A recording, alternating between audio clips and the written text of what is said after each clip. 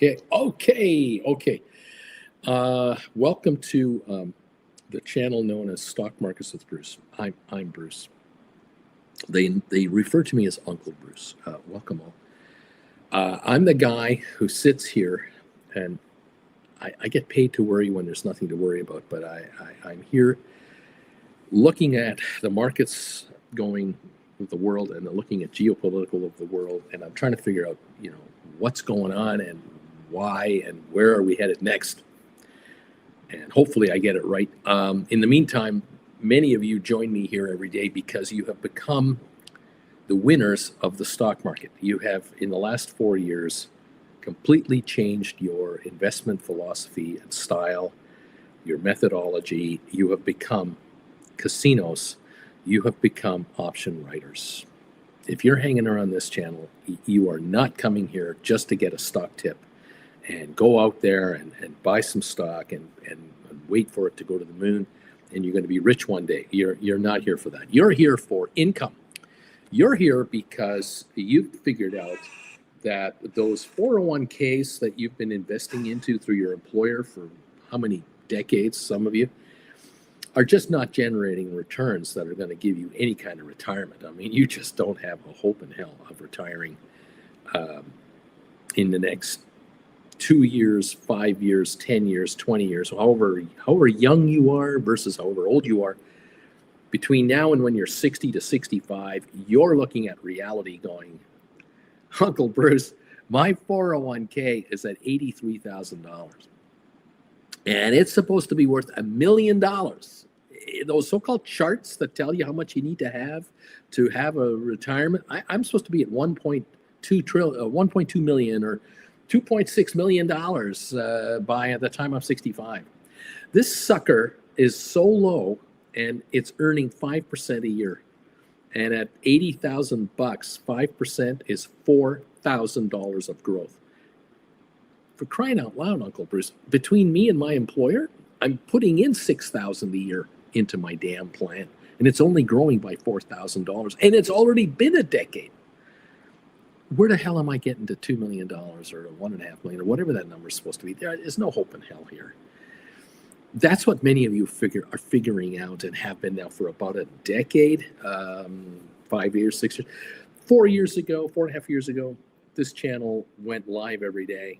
And by the summer of 2021, coming up to 4 years now, we've been talking here about writing options. And I have made classes for you on how to write stock options. If you go to my website, stockmarketswithbruce.ca, you go right there, you'll find 18 lessons start at number 1. They're about 2 hours long, 1.5, 2 hours long, plain English with a whiteboard behind me. And I explain it all about options, what they are, how they get created, why they exist, who buys them, who sells them, how to make them, how they die. Then I go into lesson number 2, how to write contracts.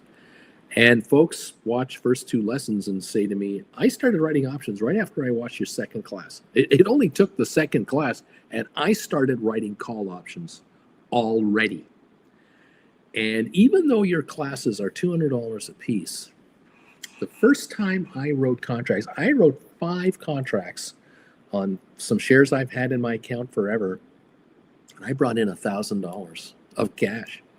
Well, that covered the first 400 bucks. I now have dough to take class 3, 4, 5. And as time goes on, you'll find that you will be forever writing options, forever. And you'll bring money in on your account. You'll get more educated about them. And you'll find a strategy that really turns you on and what doesn't. And you're going to start to realize, Uncle Bruce, I can bring in 40 grand a year on my account, like not even trying very hard. These other morons are telling me I should be happy with 3 to 6% returns. The markets go up 8, 10%. I only make 5%. They can't even match the freaking markets.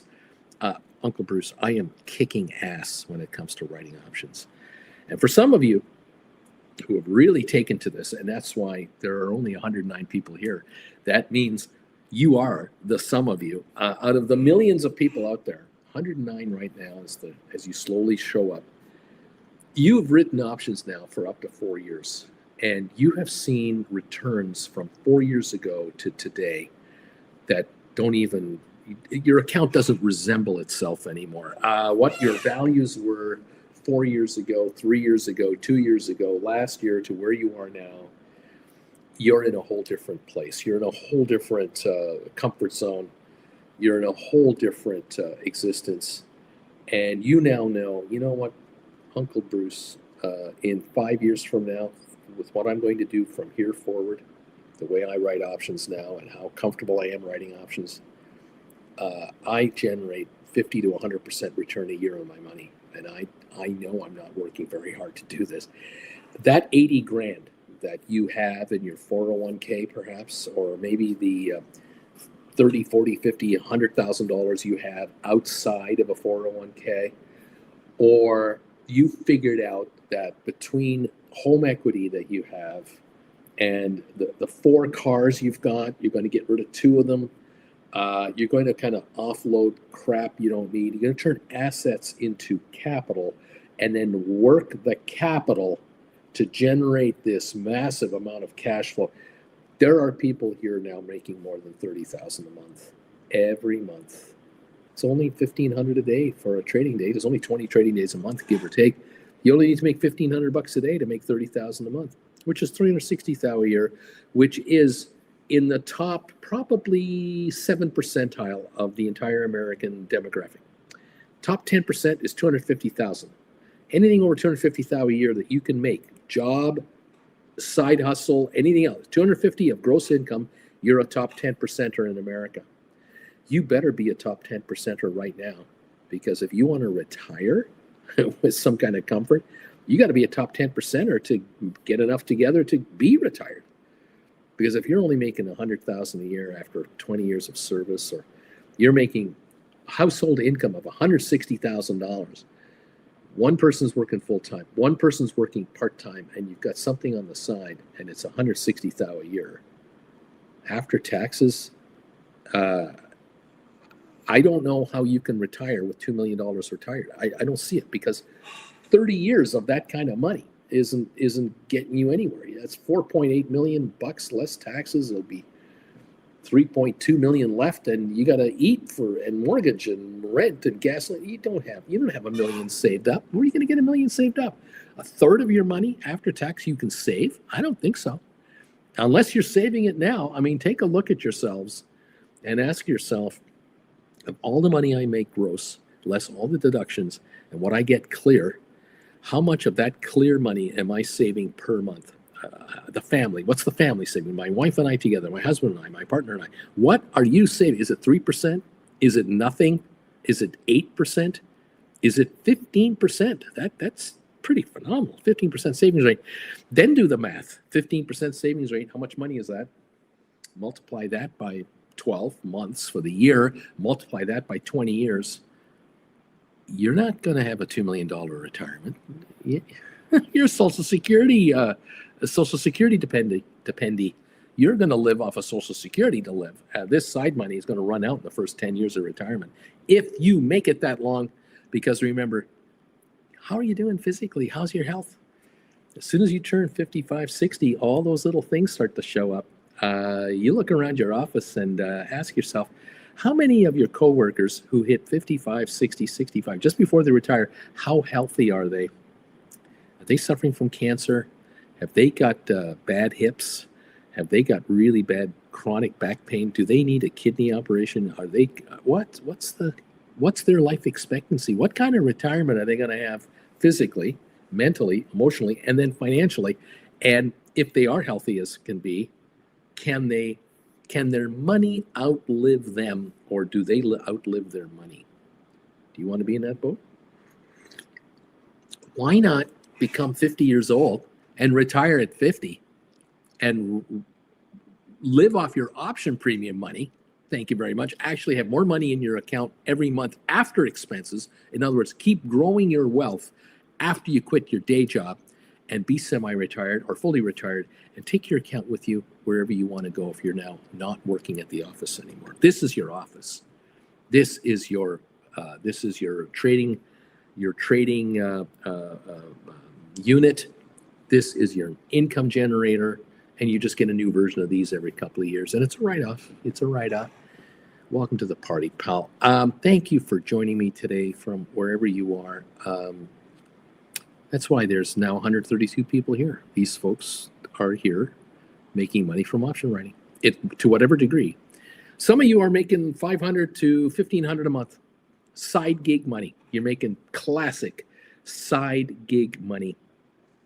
And you have a dream that I'm going to make $30,000 a month one day. But right now I'm making $500 to $1,500 a month, kind of. And I'm learning the ropes with this guy and this phenomenal family of viewers here. I've joined this channel as a subscriber. I'm joining this guy as a member. I'm going Gold Bagel membership with this guy because I want in on his Trade Alert show for Gold Bagel members only every morning at 8 o'clock, half an hour before this show starts. And I want to join him and the group Wednesday nights at 7 o'clock Eastern time, like last night. Prime time last night was live at 7 o'clock, where Gold Bagel members hung out right here with me. And we talked option trading last night. And we talked strategies. And we talked examples of trades that people have been doing. And we talked, if I do this, could I do that? If I did that, what would happen then? And we talked about that here. That's what Gold Bagel members do around here. They help each other get richer. The folks that pay YouTube $25 a month to be a member of this channel are not being charitable to me. They're not being nice. They're throwing that money at YouTube, knowing that I only get 70% of it. So I only get $17.50 a month for every Gold Bagel member. I need Gold Bagel members to live on. But these folks get results. They get information that helps them make thousands of dollars. Thousands. And that's what you side giggers are up to. You're making $500 to $1,500 now, and you've already started to smell the upside. You're going, oh my God, I know I can be pulling in $2,000 to $3,000 a month here in the next few months the way this is going. I'm definitely interested in the idea of being a credit spread writer with 0 days to expiry. I'm into this, Bruce. I'm really interested. I'm interested in cash secured put writing. I'm really interested in poor man cover call writing. I'm following you guys. I am out of the market. I've sold all my stock. I've sold all my ETFs. I am sitting on a mountain of cash, and I'm writing options off of my cash, and I'm making my cash give me daily, weekly, and monthly dividends by writing options that are worthless and watching them go to zero and taking a bus ride, a train ride along the way. Thank you, option gamblers, for being so stupid to give me this much ridiculous money for useless or worthless assets. They're not useless. They're worthless. And I love it. I'm taking my pound of flesh out of this $5 trillion market. I'm getting my piece of the action. Those of you making $2,000 to $5,000 a month, you're going, holy crap, Uncle Bruce. This is unbelievable. The returns now that I'm seeing in my accounts are making up for years of disastrous investment decisions I've made, or years of inactivity, years of underperformance. Those of you making $5,000 to $10,000 a month in revenues from option writing, you've reached a fork in the road, of which many will come your way. And one of these forks, the first one is, do I keep working, or do I live off of my $5,000 to $10,000 a month from option premiums? If I keep working, then I keep treading water in my life with the paycheck money. But this side gig money just compounds now, and that will take me from 5 to 10 to 10 to 15, and ultimately 15 to 20,000 a month. And when I reach those levels, only then will I walk away from my paycheck, because I can take out 5, 6, 7 a month to live on and leave the rest to compound for the rest of my life. And if those of you who are now doing the 20 to 30,000 level, whether you've quit your day job or not, whether you've always been self-employed, whether you've always been your own business person, whether you've inherited money from a relative, you've inherited an asset, you've liquidated it into capital, and you're now using that capital to make this money. Your life has completely been altered, and you're now generating 20 to 30,000 a month of cash coming in, of which half is inside retirement accounts and half is not. Welcome to a whole new world where you're in control of your future destiny. You decide when to get up, how often to apply option writing, how active you want to be, and where you want to do it from. And those of you who are generating over 30,000 a month, you are now in the upper 10 percentile. You're probably in the upper 8 percentile, maybe the upper 7 percentile of, let's say, Americans or Canadians. You deserve every nickel you get. Your job is to get every nickel you can get. And hopefully you're finding now writing options now is more like a video game. It's just so much fun. It's just such a relaxing thing. You don't have any one position in your option trading that can affect you badly. If the market goes against you, you've got such a wide variety of option strategies on the go here. You're covered every way to Sunday. You make money when the market goes up. You make money when the market goes down. You make money when the market doesn't do anything. And you kind of go, hey, I analyze my trades. And I realize that when I put on this credit spread on the triple Qs, whether I'm doing puts or calls, I am so far out of the campfire that I'm going to make money no matter what. Despite myself, I'm going to make money. Welcome to that world. And yet, you're not even a millionaire. You're still not at a level of wealth that matters. And yet, it's a comfortable life, a very comfortable life.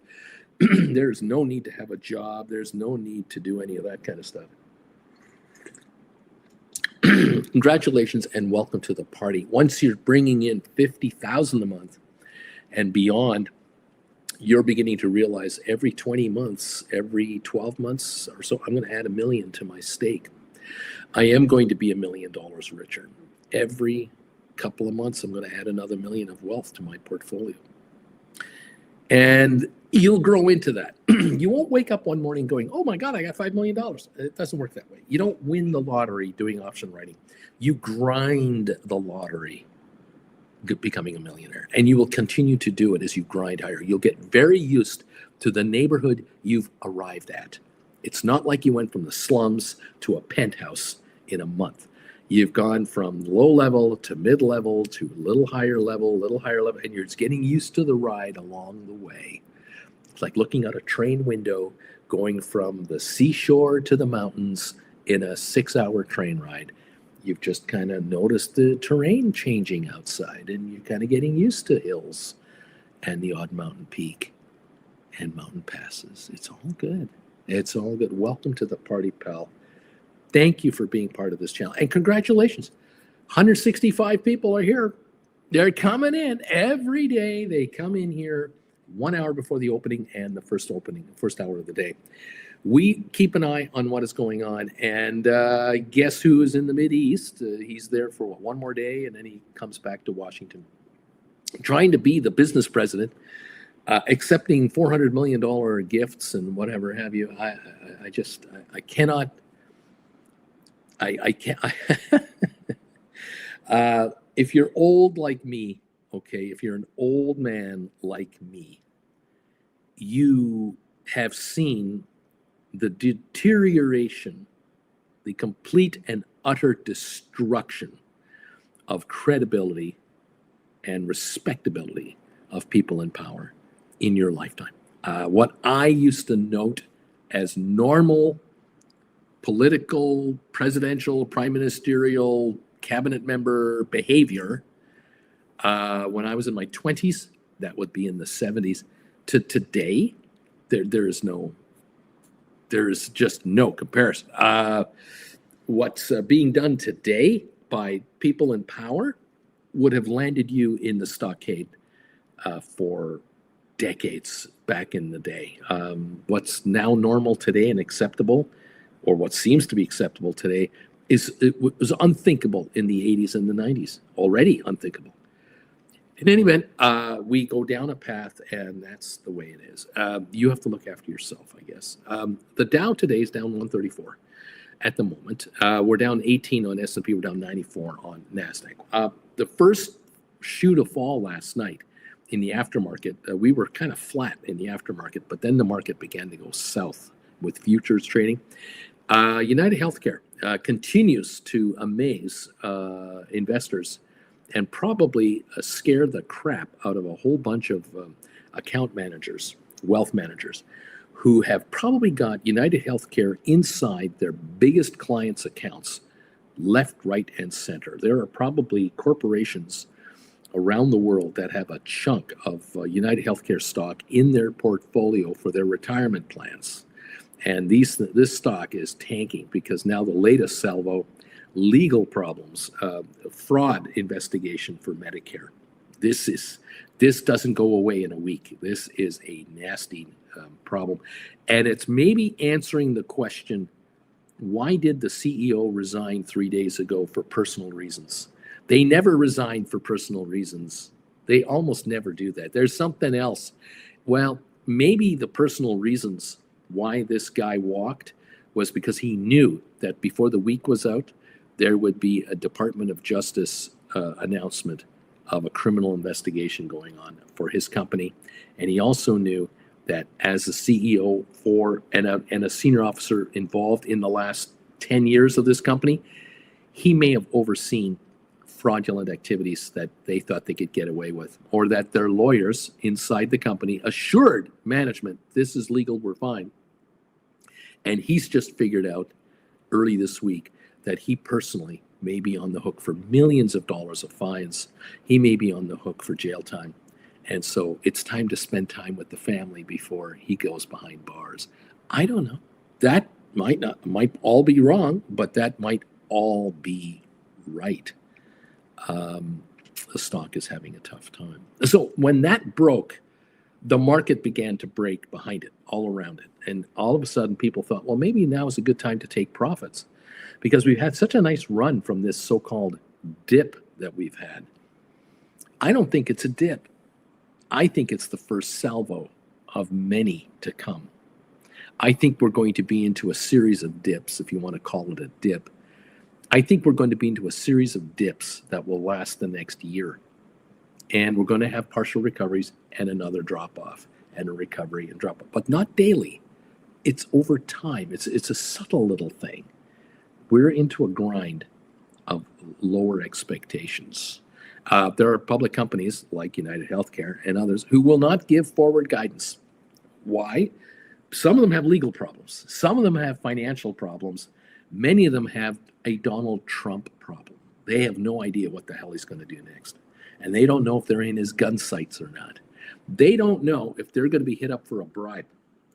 They're not sure. They might have to come up with an announcement and a commitment to build a distribution center in a certain state, in a certain senator's and congressman's writing, to not get the wrath of some of the people in the White House who will tell the head guy, pick on this company, pick on this company, pick on this company. It's not necessarily Trump himself they're worried about. It's his handlers. And there are some nasty people in that White House. I mean, scary. Anyway, the market is lower this morning, but not like catastrophically lower, because the people of the market want it to go up. Investors love markets that go up. That's the way they think. They only think buy low, sell higher, or sell high someday, which, Wall Street will never tell you. Oil is down $190 a barrel. Gold is down $290 an ounce. NASDAQ is down 0.4%, S&P down 0.28, and the Dow down 0.24. It's not a sell-off. It's not a disaster. It's not a bloodbath. But I believe we're at the beginning of another down dip. And we might plateau a little bit here, which I think we've been doing the last couple of days. But I have a suspicion that we're going to go lower. We're halfway through the second quarter of the year. It's May 15th, as I said. We're halfway through the second quarter. The end of this quarter will be ugly financial results, more ugly than positive. There will be more nasty surprises than happy surprises. Third quarter, many, many more nasties and very few happies. SoFi's a happy, will stay a happy, but the big boys, the Magnificent Sevens, importers, exporters, companies that rely on sales from overseas clients. The American dollar is under a renewed pressure today. The 10-year Treasury now has a 4.5% interest rate. That is going to 5%. The 10% note will reach 5% interest. When that happens, this market tanks. We're only 0.5% away from tanking this market. Why do I say that? Because if you can get 5% from the US government rather than buying IBM stock and getting 2.6%, you'll take the government 5% instead of IBM. Because with IBM, you have to worry about the stock price. With the American bond, you just have to worry about the bond value. You'll take GICs. You'll take investment certificates that give you 5% without any risk against the underlying value of the asset you put it into.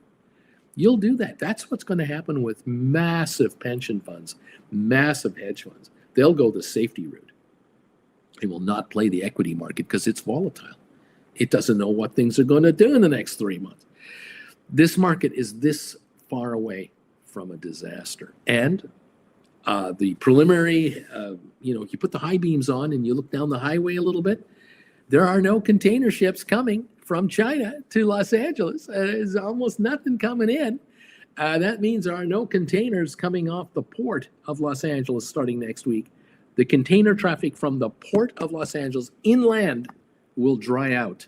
That means a zillion truckers get laid off because as soon as there isn't a load, you don't have anything to drive for. That means you're laid off today.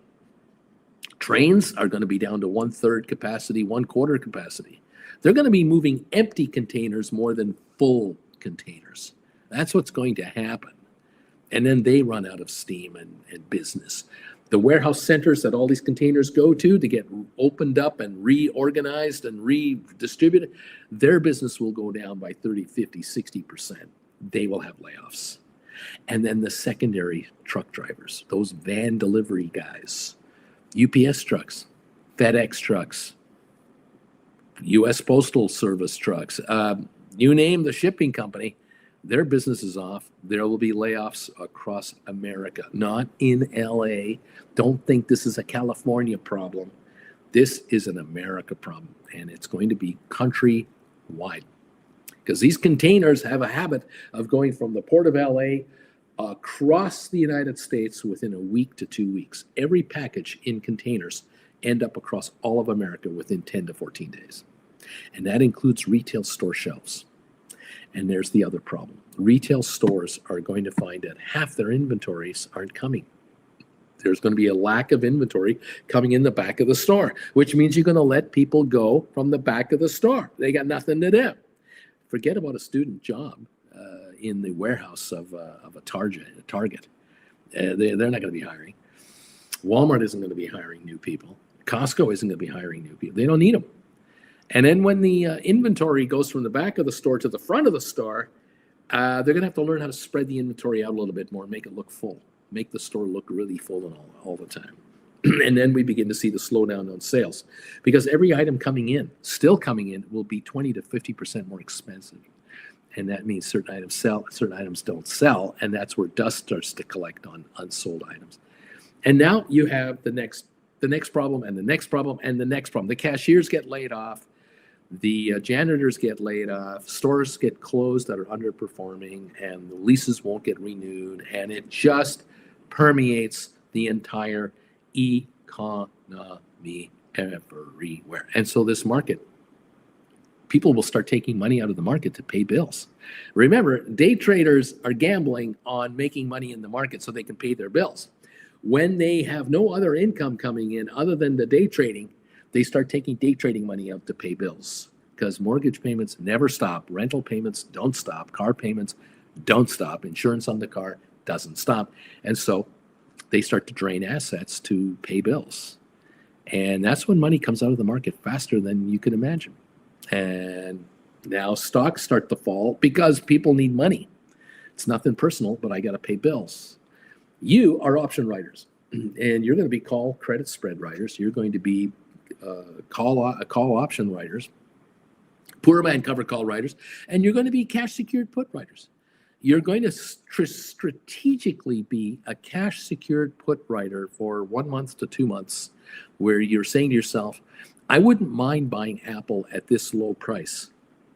So I'll write a contract way down here and in and out of the money Cash secured put is what I'll write, because it won't go in the money. In this time frame, the stock will drop, I think, but it won't reach this level. And if it does, I'll get this stock at the really cheap price I wanted, because the premiums saved me. But you're going to bring in premiums from cash secured put writing, and earn interest on your money in the meantime at higher rates, which is good news. And then you're going to roll into another set and another set and another set.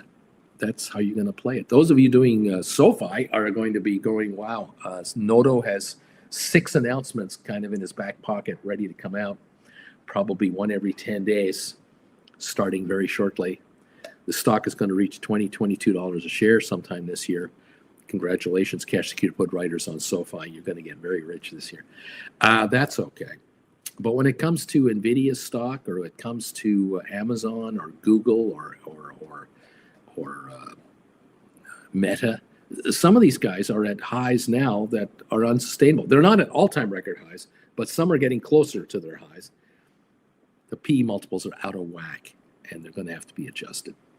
And soon, the gamblers who are playing those stocks are going to take some gambling money off the table, because they need to pay bills at home. And so there's the faltering market, I guess, if I have to say it. Tom Kaufman, good morning. Richard Carlin, the Big E, Hector, Susan Shops, Sharon, welcome to the show, all of you. Thank you so much for being a part of this this channel, being part of the family here. We love you guys. Thank you also to those of you who have subscribed to this channel. Those of you who have become members of this channel, thank you. Please become and consider becoming a full-blown member of this channel, so that you can get everything out of it that I can give you to try to steer you in the right direction. I will do everything I can to try to keep you out of trouble. From where I see it, I'll call it from where I see it. You might not like it. It might not be pretty enough for you or make you happy, but if it keeps you on guard against getting caught with some really ugly positions, I'll be doing my job. Thank you. 173 of you are here. 84 people have automatically hit the thumbs up button already. I appreciate this very much. If you're watching me on a rerun, which many of you do, hit that thumbs up button right now, even in the middle of your program. Hit that thumbs up button for me.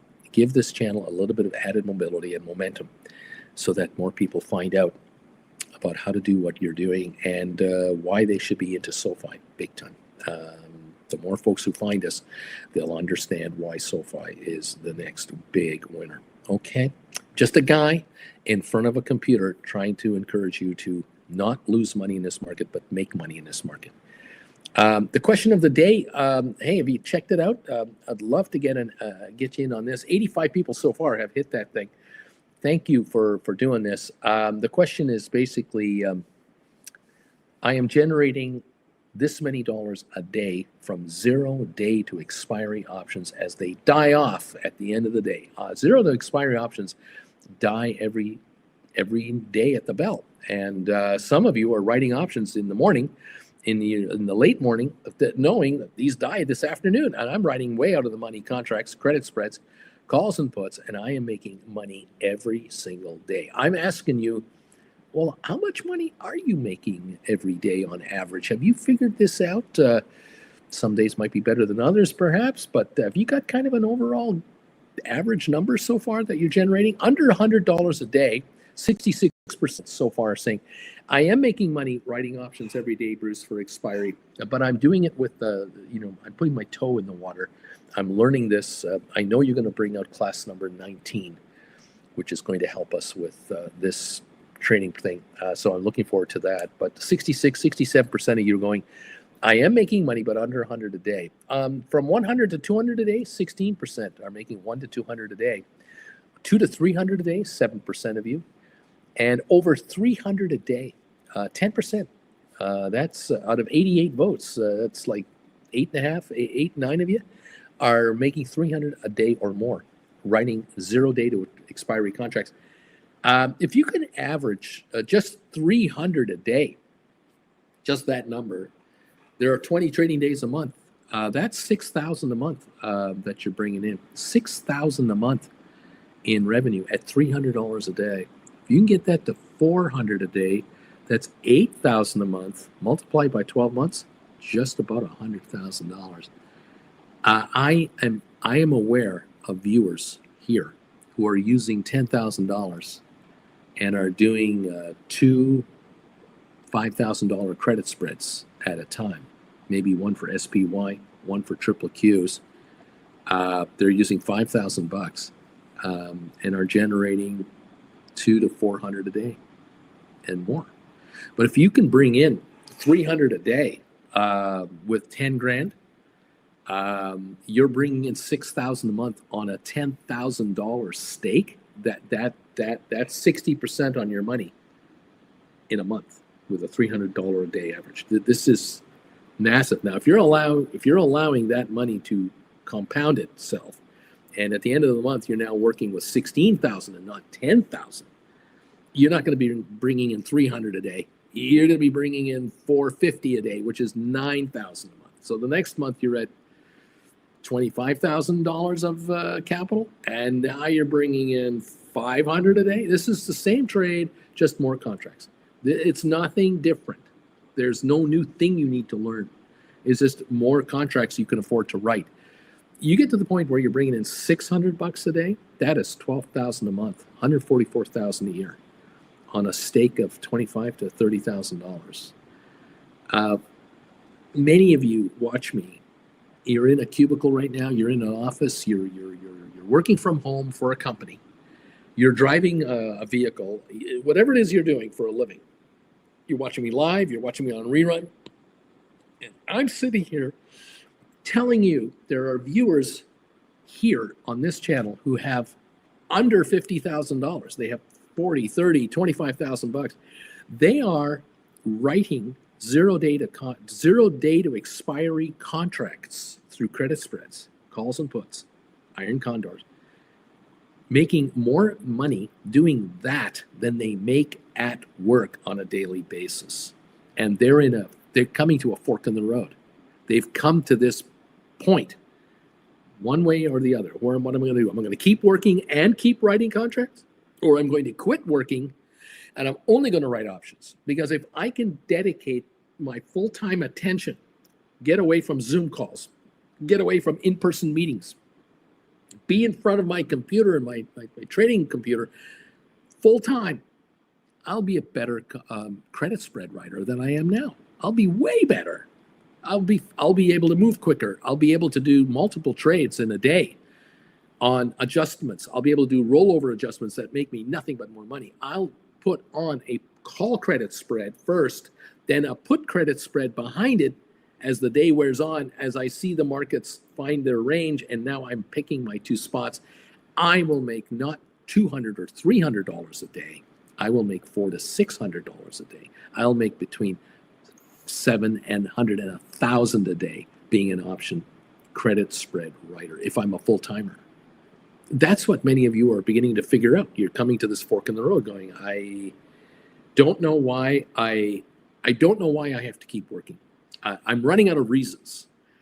There might be only one reason left that you keep working with an organization. The only thing holding you back, your health care. It might be that you have medical issues, and that you need medicine every month for a certain chronic whatever, and if you don't have coverage, it's going to run you thousands of dollars a month out of your pocket, whereas right now it's part of your employer's plan. Well, you are only one review away from being canned from your job. So you might as well get to the point where you're making enough money now to look at that fork in the road and go, if I lose my job, I know I can stay on this highway to success because I will now just be a full-time writer. And I can afford my medication myself, or I will be able to find insurance privately outside of my employer. And maybe that's what's happening to some of you right now. You've already seen the light. You're going, Bruce, I was making $80 a day 3 months ago. And then 2 months ago, I was making $180 a day. And now this month, I'm bringing in $275, $300 a day. I'm just compounding this money. I'm going to be pulling in 300 to 400 a day here in the next month or two. This is like 8,000 a month. At 8,000 a month on a capital gains tax basis, this is huge. There's a big raise for me. I'm already investigating private healthcare. I'm investigating whether I can get healthcare outside of where I'm at, and I'll pay the premium myself. Or I'll just buy the drugs myself. I'll just shop around now for the best price for the drugs I need. And whether that's my Costco store or whether it's my Walgreens or whether it's what I don't know, you'll figure it out. But if you can keep compounding your dollars and bring in 3, 4, 5, 600 a day, you're going to go, I don't spend 600 a day on pills. I'm spending $40 a day on pills. It's $1,200 a month.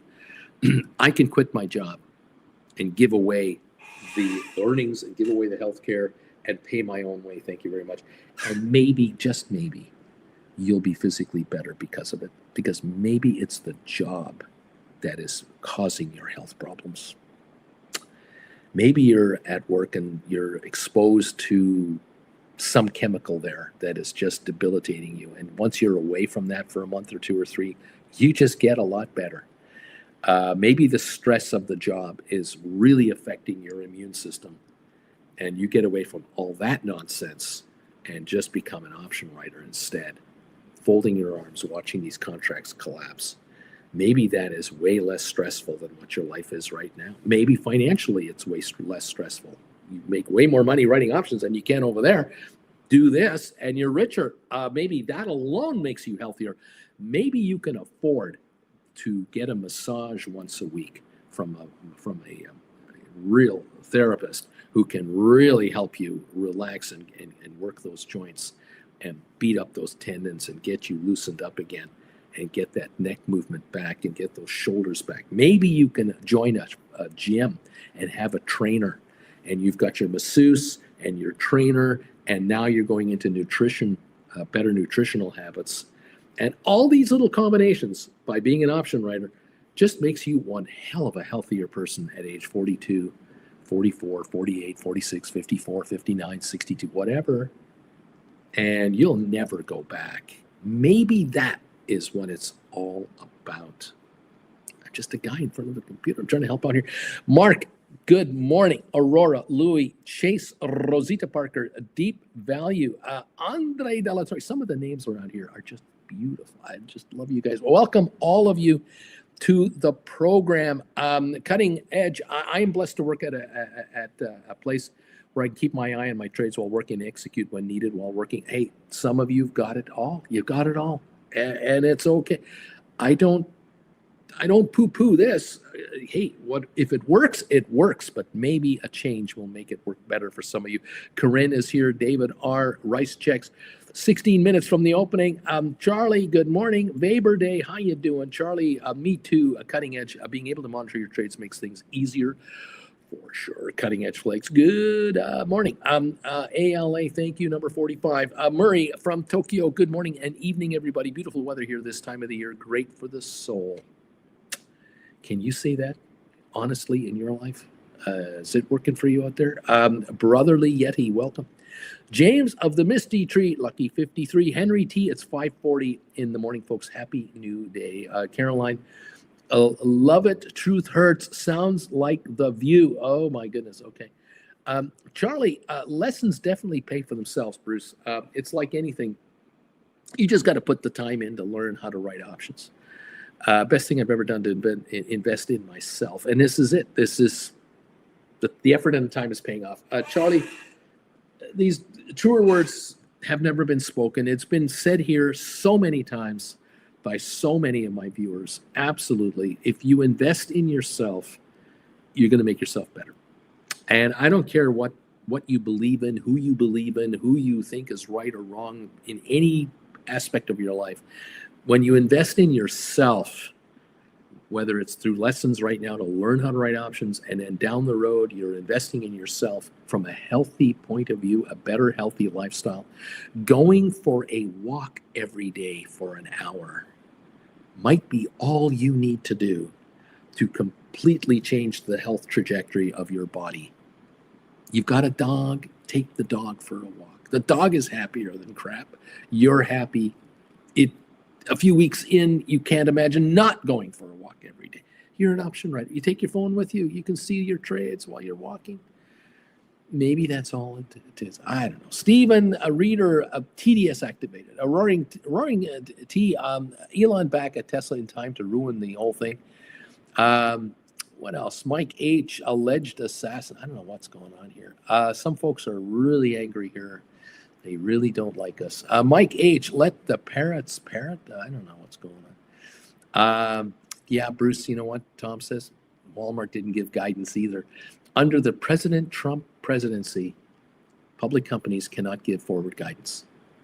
What the hell does that mean? What does that show you? You should be worried. I don't know. Whatever. What else is going on here? There's people here who are running into a hate mode here. They're obviously not members. So. Andrea's here. Jakob, welcome. CKT, welcome. Roaring T. Do you have visual graphics and stuff? Hey, try one. See if it works for you. It's a plain English kind of thing. There is a whiteboard. You can look at numbers. You got to give it a chance. I don't know. Jeff Glass, neat. Savage of Wall Street. You know what? Good morning, my fellow simpletons and degenerates. I hope folks sold lots of covered calls yesterday and bought back most of their cash secured puts. The roller coaster that is the market is oversold at this point. I like it. Jeff Glass says, I did, Savage. I did. Splayer in Germany, we have forced healthcare. In worst case, as a stock writer, that's 300 to 400 euros a month, depending on the income. Well, it's a lot better in ways than over here. I'll tell you that. Mandu number 5. Good morning, everybody.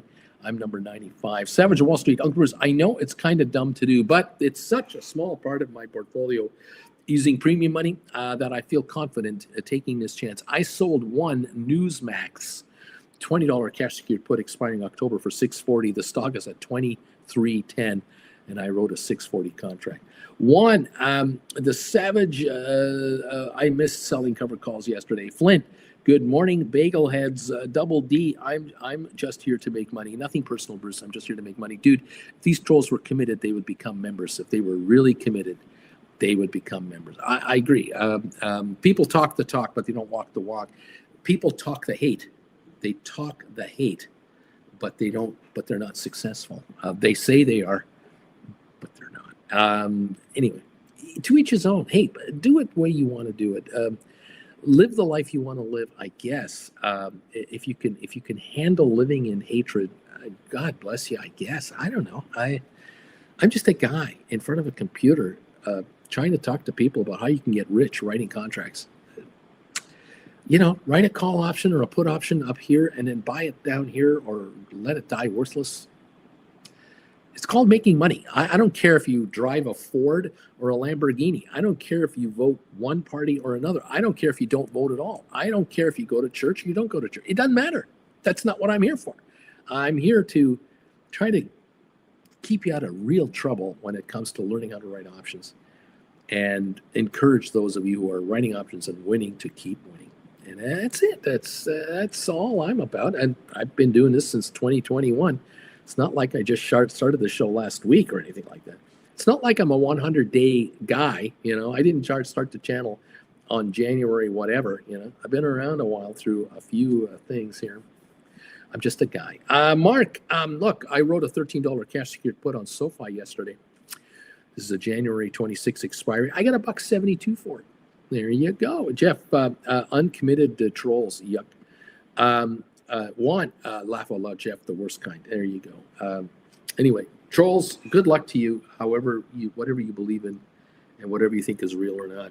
I just hope you make money too. I'd rather have trolls making money than be poor. Because trolls that make money don't become trolls anymore. They become productive members of a channel, and they become productive members of a group, and they share ideas, and they let's get rich together. But it is what it is, and the world is the world. Okay, like I said, from 1976, I turned 21. In 1973, I turned 18. And at 18, I was allowed to start drinking, officially allowed to start drinking. 3 years later, I was allowed to do a lot of other things, and I was allowed to get into trouble and have to answer for it. So at age 21, it's a double-edged sword. And in some states in the United States, it's age 15 or 16. You can now have a life sentence for a mistake. So govern yourself accordingly. Make it work for you, I guess. I don't know. We're down 146 on the Dow. It's not a bad market. It's a third of a point, but it is down. S&P down 17 and NASDAQ down 84, which is 0.4 of a percentage point. Crude oil down 143, which is a little better. We were down $2.20 earlier. We're down $1.50 right now. All right. What else? There are still these analysts out there who never give up. Barron's, Microsoft stock remains a buy. Citi analyst says, there you go. Citi analyst says it's still a buy. They think the shares can rise 20%. Microsoft, 20%, really, in a recession economy coming up. They're so deep into this stock. They're so deep into the commissions that Microsoft generates them. They've recommended this stock to all of their top clients. They can't not keep recommending it. I mean, they're stuck. Citi is stuck, and it's the same with the other Magnificent Sevens and many of the S&P 500, the top run guys, the Dow 30s. They're stuck, and they cannot realistically say this stock is overpriced. You should get the hell out right now. They can't say that. They just can't say it. So they say 20% upside from here. That would be new all-time record highs. All-time record. I don't see why that is a possibility. Not with Microsoft software not selling overseas with tariffs being instituted by countries out there who have gotten hit by Trump. What planet are you on? What planet? You're not on the real world, man. You're in a fantasy land. I don't know. Savage Wall Street. That is the way I feel. I'm just here to make money. And Newsmax is giving me about a third of my investment in 5 months. That's more than $1 a month in premiums per share. That is my magic number right there. John T., I want to do a call credit spread today, but I'm at my limit of 3 on both my brokers. So 0 days to expire, I'm talking about. Dude, I like a nice 1 day to expiry, $3 wide on the Qs. It's a little less risky psychologically for me. You'll find your sweet spot. Everyone does. You'll find it. The Savage Wall Street, Microsoft laying off 6,000 workers, by the way. I think it's 6,800. You're right. Small companies went under in less than 3 months all over. This is not good. The worst is yet to come. I agree. Microsoft just announced 6,800 layoffs. They're cost cutting. 20% upside? What are you eating? What are you drinking? What are you smoking? Get away from those medications there, Citi analyst. You're on the wrong meds, buddy. Mike H., it's a cult, Bruce. Only way to explain it, to not have any criticism of Trump in any way is batshit crazy. That's right. When the leader can't make a mistake, he never makes a mistake. He's always perfect. Yeah, we've seen some of this before. The problem, of course, is today's new cult members are in their 20s and 30s, and they didn't study history because, that was the old ways. It's the new day. It's the new world now. It's different now. And if you want to go back to, history from the negative 500s to the 20s and 30s and 40s and 50s and all the way to now, many examples of the same thing happening again and again and again. But no, it's different now, Bruce. We have the internet now. It's different. There you go. Andrea, hey, Uncle B, what about a 747.50 credit spread on Meta that expires in 65 days? It's about a $1 credit. Not a fan. I'm not a fan of 65 days for a $1 credit. I don't know if that's good enough. Now, let me before I completely poo-poo everything, let me try something here. Just bear with me here as I get my thing going here. I got my phone asking me stupid questions. Don't you hate it when you want to use your phone and says, you want to try this? You want to try that? You want to try that? Like, leave me alone. Just leave me the hell alone. It's unbelievable. It's one of the worst things about these phones. We're at 6:59 on Meta. And you're asking about a 740, 750 a call credit spread. So, you're trying to be ahead of the market by about, $80? I get you. I still don't think there's enough of a return there for that amount of time. Look, 65 days is 2 months, and that's 5% a month return. I would want to be shorter in time. You might have to come in a little bit, but be shorter in time. Can you get a $2 credit for this? Can you go with a $5 spread and find instead of a 10% yield, can you get a 15% yield on a $5 credit? I don't know. I'm not looking at the option chain. You have to. We have to wait for the opening and maybe wait an hour or two into the opening. Keep shopping. You're thinking in the right direction, Andrea. Way ahead of the market, way out of the money, not forever in time, right? But I wonder about what your upside is here. Would you close this trade as soon as it was down to 50 cents and take a 50% return? Will that take a month to get 5%? Is there something wrong with 5% in a month? Well, no, there isn't.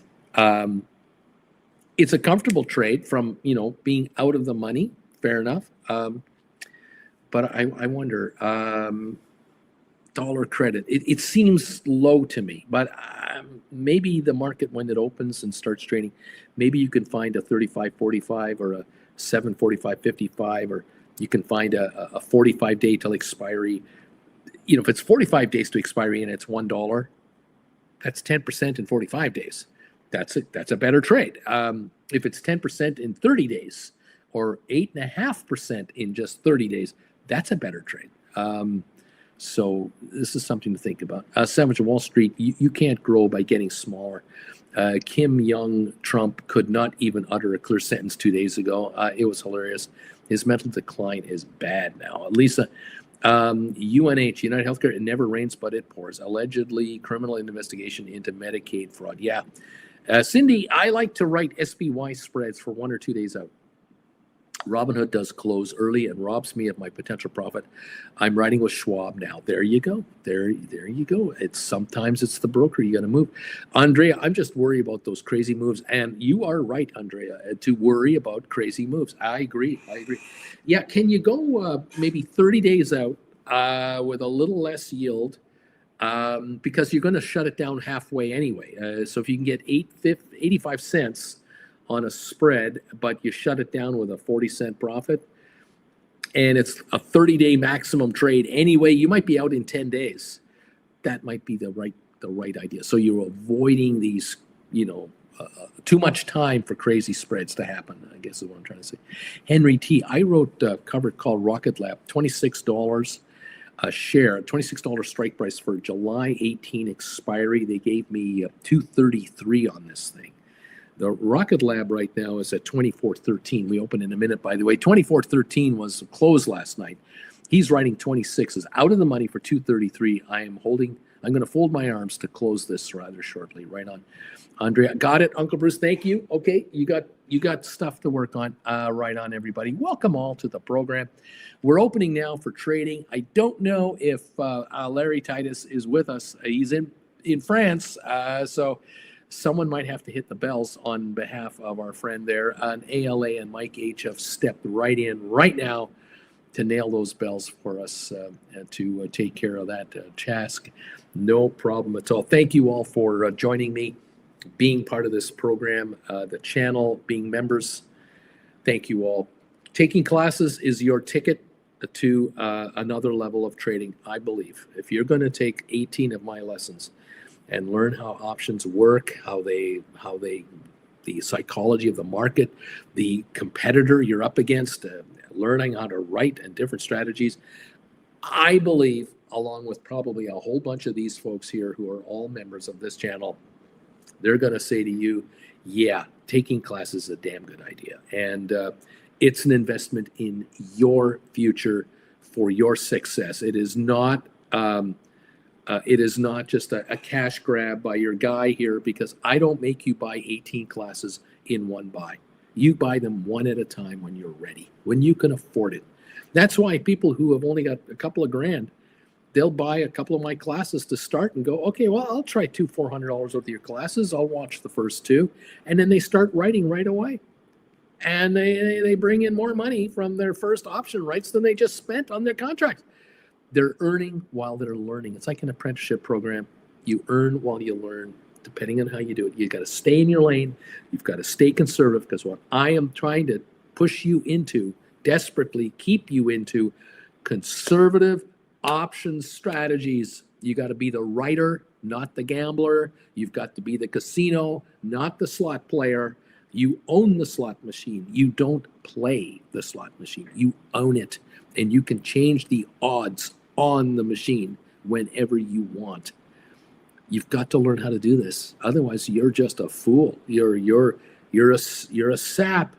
We keep taking money from saps. I don't want you to be one.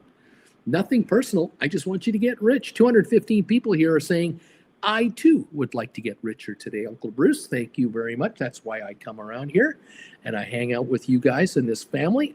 Thank you. We have 127 people who have now answered my poll question of the day. 112 people have hit the thumbs up button so far today.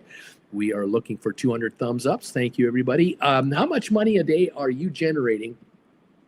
If you're writing 0 day to expiry contracts, how much money a day are you generating now in profits as you are writing 0 day to expiries? I know many of you are just trying this for just the last couple of weeks, last couple of months. You're all newbies at this, and so you're learning the ropes. How is it going? Under 100 a day so far, 70% of you are saying, I am making money, but not 100 a day yet, not over 100, but up to 100 a day so far. Even that, if you can do 80 bucks a day, it's 2,400 a month in income. Look, 100 a day is 3,000. Sorry, I stand corrected. $80 a day is 1,600 a month, 20 trading days. 100 a day is 2,000 a month in income. So that is side gig money. $100 to $200 a day, 14% of the folks answering this question are doing $100 to $200 a day. So you're going anywhere from 2,000 a month to 4,000 a month. 200 to 300 a day, 8% are saying 200 to 300 a day. That gives you 4,000 to 6,000 a month. And over 300 a day, 8% are saying, I'm making more than 300 a day, Bruce. That means a minimum of 6,000 a month and up is being generated already by some of you in the 0 day to expiry game here. Welcome all to the program, and congratulations all of you who are playing this game. Look, 130 votes. Hit that answer for me if you can, and just let me know. Let us all know. How you doing? How you doing? Thank you for the thumbs ups, everybody. We appreciate this very much. We're open for trading now. Thank you again. 115 thumbs ups are in the bin. They're trickling through here as we are hoping to hit 200 again today. Welcome one and all to the show. Tom, Larry must have no internet up the Eiffel Tower, perhaps. Juan, neat, dude. Larry at the hotel desk right now. There you go. Larry T. Market is running again, folks. Giddy on up. Well, what have we got so far? We're watching the opening and we're watching the trades. We do seem to be down 200 on the Dow at the moment. We're off 13 on the 14 on S&P, and we're down about 80 on NASDAQ. It's not a terrible, really bad opening, but it has been red negative all last night and all this morning so far today. Oil down 164 to 61.51. Welcome all to the show. Giddy up, everybody. Analysts are still coming out with outlandish estimates for their favorite high-priced Magnificent Seven stocks. They just, some analysts are just not paying attention to anything that's going on tariffs or on worldwide slowdowns or anything like that. They're just blatantly telling their clients, buy this stock, it's going to go up. I find that to be totally irresponsible. But you drink the Kool-Aid, you're in the Kool-Aid, you're drunk, you're going to stay drunk. You're on a high and you're going to stay high. What can I say? Do you notice that these buy recommendations really come out when stocks have had a good week? Markets go up, and then the buy more recommendations come out. It's uncanny. You never hear analysts say sell the week before the market takes a dump, and then buy when the market is at the low. They're always waiting for the recovery to confirm that now I'm going to say it, because these guys are trying to game the market. They're trying to game it so they can keep bragging about how very good they are at predicting market moves. It's ridiculous. It is just ridiculous. Tom, Walmart didn't give guidance. What does that tell you? When the number one retailer in the world cannot give forward guidance, and these are the cheapest priced guys. I mean, these are the guys that sell to the unemployed. They sell to people who are worried about getting laid off. They sell to the middle class. They're attracting the higher middle class now into their stores, and they can't give you guidance. These people are smart people. Walmart, they know their stuff. It's unbelievable. BP, Uncle Bruce, been burned with the 0 day to expire on call credit spreads on the Qs. $2 spread, $6 away from strike price last week. Tried rolling to further out data suggested, and I didn't get a taker. I had to buy back for a loss. Let that be a lesson and just keep going back to work. Do another right and get back to work. Go on the put side, go on the call side. Red days, go on the call side. Green days, go on the put side. And be willing to write sooner and for longer. Again, I don't know the details of this trade. I can't possibly replay it from way back when.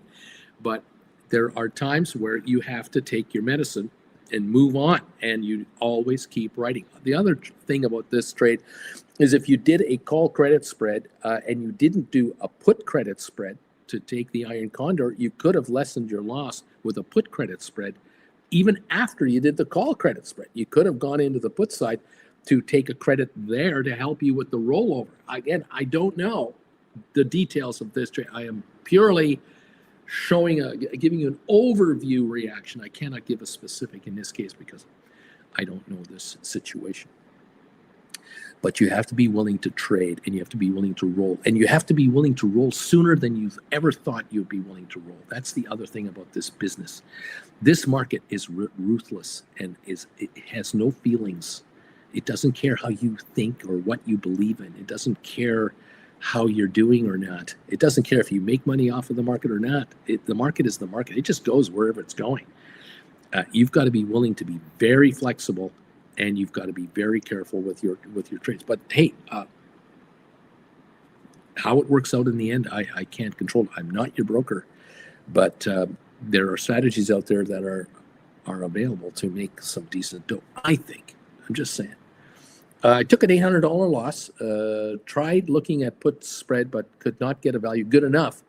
The max I could get was approximately 200. Well, if you could have got 200 on a put spread, you'd have only lost $600. I guess. Again, I don't know, BP. I'm not criticizing you.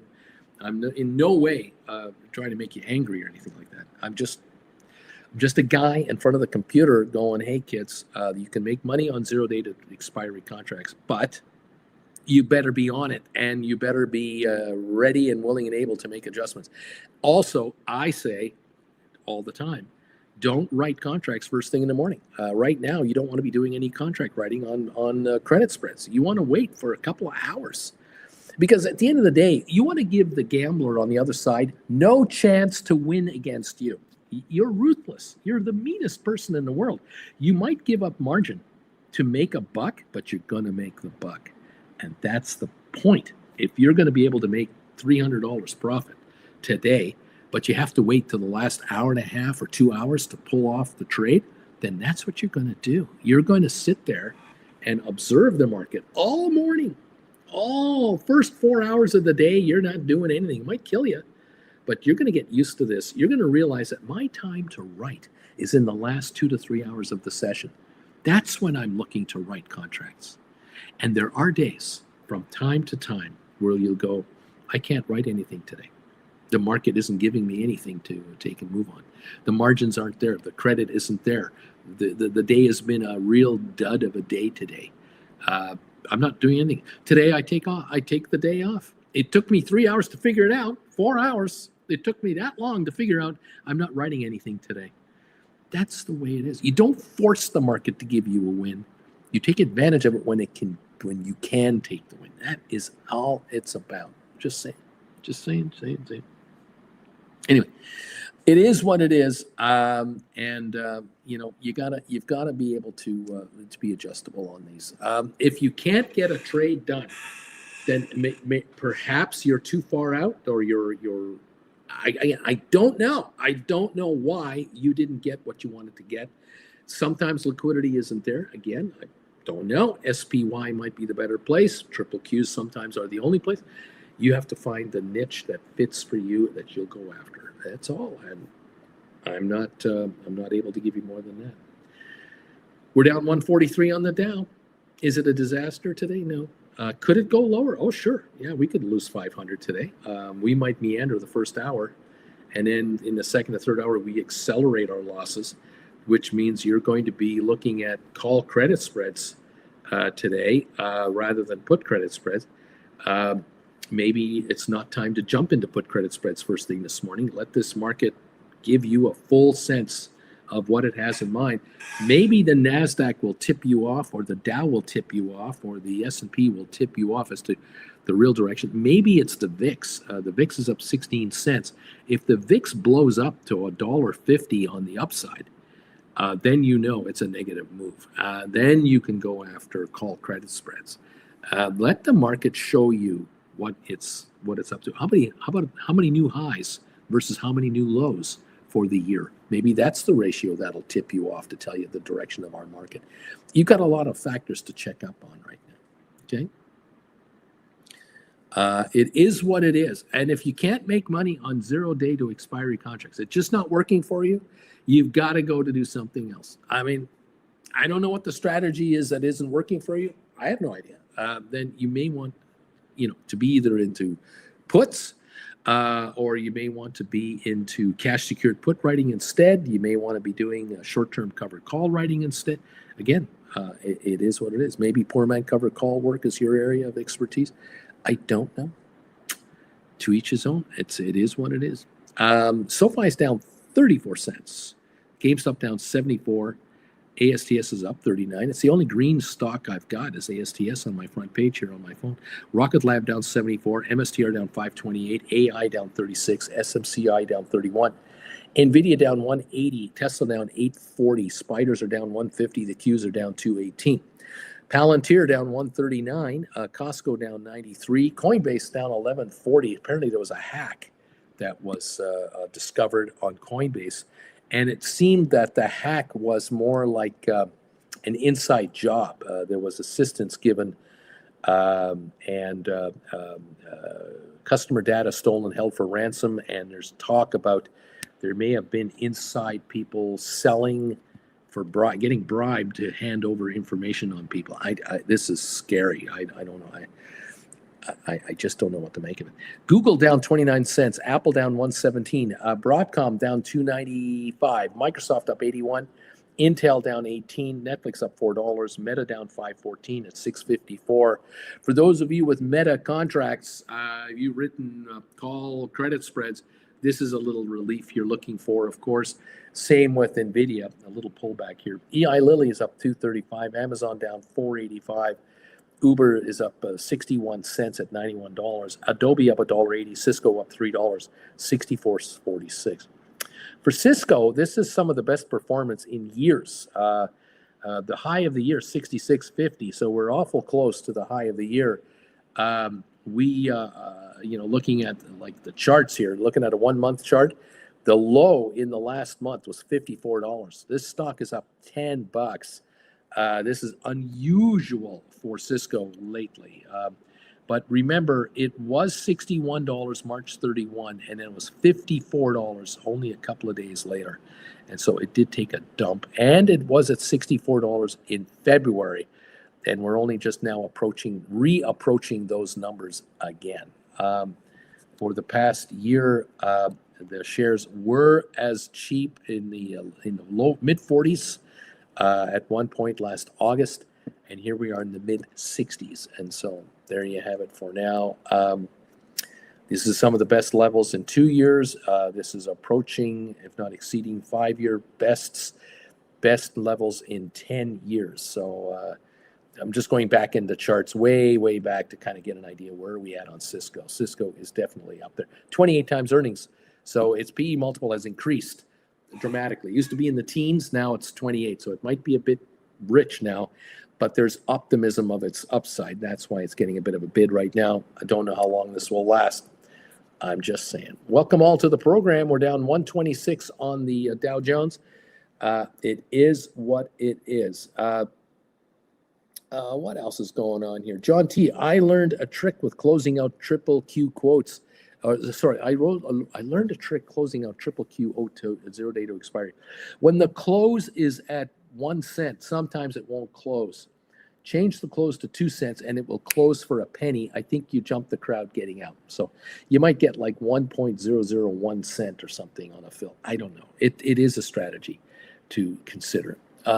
Again, if you cannot make it work for you, it doesn't give you a satisfactory return, you have to try another trading strategy. But there are a number of viewers here, and of course, millions of gamblers out there all over these contracts, these 0 day to expiry contracts.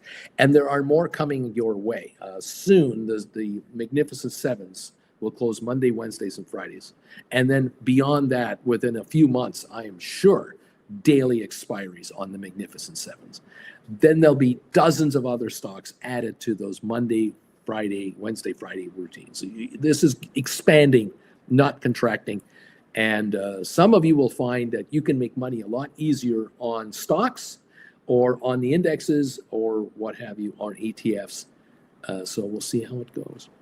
John Harpster, good morning, everybody. Stephen Butler, number 124. Bruce, welcome all to the program. We have 218 people here trying to figure out how to make money in this market. Welcome, everyone. The NASDAQ is down 160 now. We're down 0.85 of a percentage point on NASDAQ. This is a definitive move lower, okay. The triple Qs are definitely now down 299 at 515.69. The spiders are down 216 at 585.43. So we're definitely seeing some pullback. Andrea, I just added a 590.95 on Meta. I just did a Meta here. Where are we at on Meta? Let me double check. We're 651.59 down 777. Okay. So she added a 590.95 put credit spread on top of her call spreads, which are 650.55. So those calls are just at the money as the market has come down here.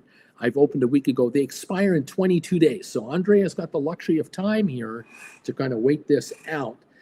Some of you who do rollovers will do 1 day rollovers to 1 week rollovers to 1 month rollovers. Some of you have done those and have been well rewarded for your efforts. Keep that in mind as well. If you're caught in a 0 day to expiry, unable to write something trap, you go a month out. You go way out and you reposition there and then wait. 650 on Meta, down 860 a share. So Andrea's calls are now only at the money and are falling back. Her 55s, 655s are, of course, out of the money by now. What we have, 651 out of the money by $4. The 650s are only in the money 97 cents. Her puts are out of the money 595, 590 range. They're definitely nicely out of the money. So she's got a credit on the one side, and she's made an iron condor now. She's got a credit, an additional credit coming in, and she may or may not roll her calls higher. It depends on the reaction of Meta today. If Meta's going to drop $15 today, another $8, it's going to go to 643.44. She's now out of the money on both her calls. She may do nothing, might just fold her arms and let depreciation, deterioration continue and the shrinkage continue. Let's see how this market reacts. The Dow now is down 185, which is 0.44. S&P down 25 points, 0.43%. But the NASDAQ is down 0.84. So it's double the other indexes, roughly, down 160. The Dow should be down almost 400 points to match NASDAQ. Will it match? We'll find out as the morning cranks along here. Let's see what happens. United Healthcare and Walmart are dropping the Dow lower today. Walmart, no forward guidance. United Healthcare, no forward guidance, and a DOJ investigation. Not good. Not good. This does not instill confidence to just go hog wild and buy U.S. equities. Not good. Andrea just got filled for $52 credit. Giddy up. There you go. Rock and roll. That's how you play it, and that's how Andrea decides to play it. That's how she's doing her Qs with those kinds of returns. That's acceptable to her, and she's going to work it right now. 1354 on SoFi. We're off 49 cents today. It's a red day to start. We'll see how long it lasts on SoFi anyway. GameStop down 89 cents at 27.84. ASTS is still up, but only up 8 cents now at 26.34. Rocket Lab down 66 cents after that big $2 plus gain yesterday. MSTR down 8.60. AI down 57 cents. Okay, everybody, welcome all. And there it is. Giddy up, everybody. You know, BP is just not convinced it's going to work for him. It's all right. It's nothing personal. It's okay. Lisa, United Health, I also heard they were cooking the books by overstating revenue. This could be a major problem, and this will hit the Dow hundreds more points. This is not over. And this will also create other issues on other healthcare providers. It's not good.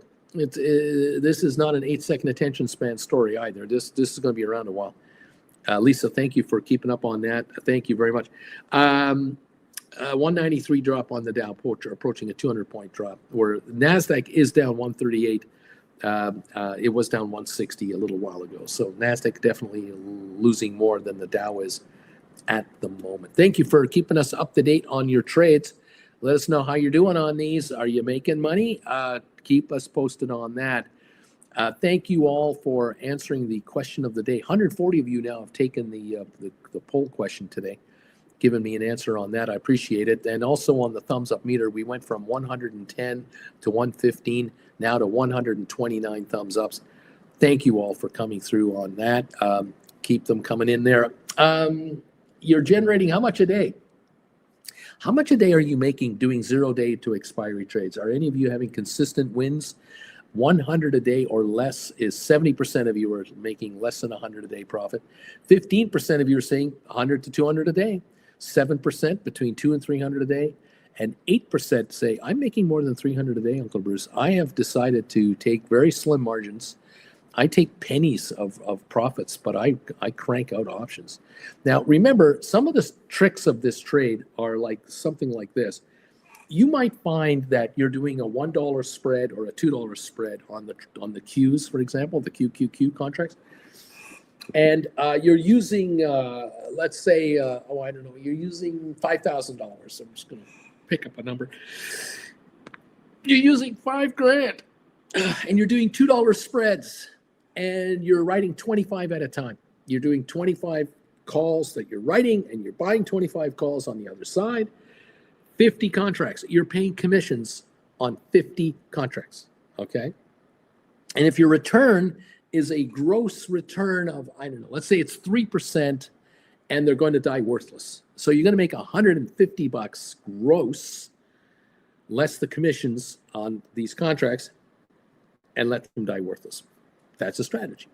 Another way to play this game is to take a look at a $10 spread. You got $5,000. You can do 5 $10 trades, $10 spread trades. So you're writing 5 and buying 5. You're only doing 10 contracts. You're paying commissions on 10 contracts, not on 20. And if you're doing $2 spreads, you're doing 25, right? Which is 50 in total. So you're not doing 50 or whatever. You're now doing 10 contract trades for 10 commissions. That might be the difference. And the return, coming back to the return, if you can make a 4% return on a $2 spread, but you pay way more in commissions, which might take a bunch of that away, or you can get a 3% return on a $5 spread with less commissions, or you can get a 2.5% return on a $10 spread and pay way less in commissions. That might be the best net trade to you. You want to keep an eye on that. I'm just mentioning it. Some of you out there are having a field day with $1 spreads. You're doing $1 credit spreads, puts or calls on whatever stock you like. and you're doing 100 at a time, but you're not understanding that you might be paying $100, $125, $150 in commissions every time you do these trades, where that comes off your profit margin. If this can be eliminated by going with a wider spread, it's fewer contracts, wider spread, similar return, the commission savings might make you the differential. So if you spend 100 a day less in commissions than you would have otherwise, that 100 is your profit. That's 100 in profit on your column to do fewer contracts. Just keep that in mind. Just look at it, study it. I'm sure you are. Anyway, there it is.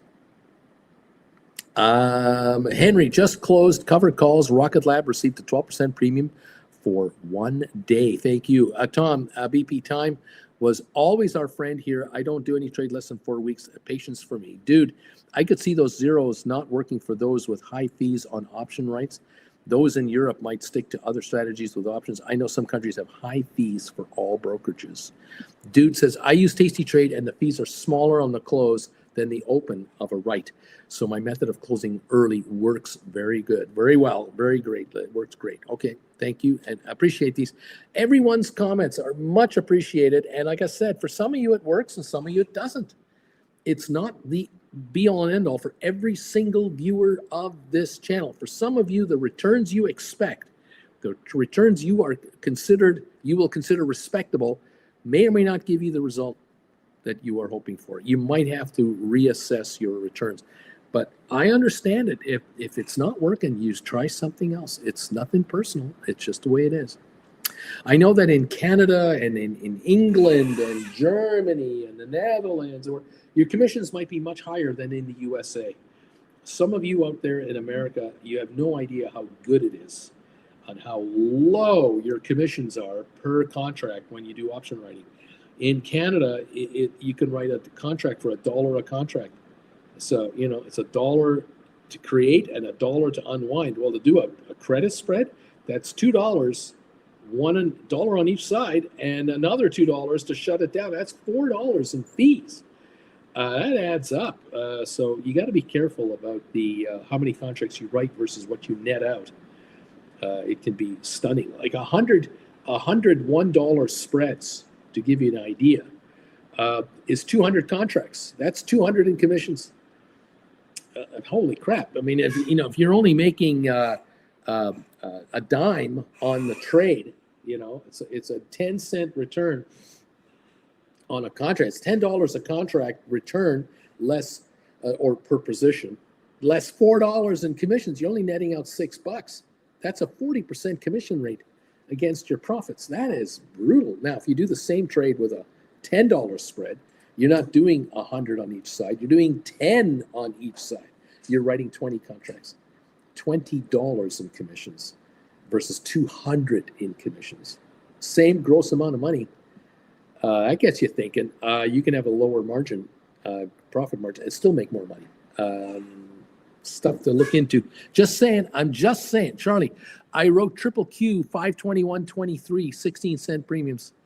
I'll be keeping my eye on it for sure today on the triple Qs. So where are we at on the Qs right now? We're at 516, and we have a 521.23 call credit spread here being done. He's 5 out of the money, and he wants to keep an eye. He's going to keep an eye on that. It dies today 10 times. If it dies out, he pockets $160 less his commission fee only on the way in. Interesting.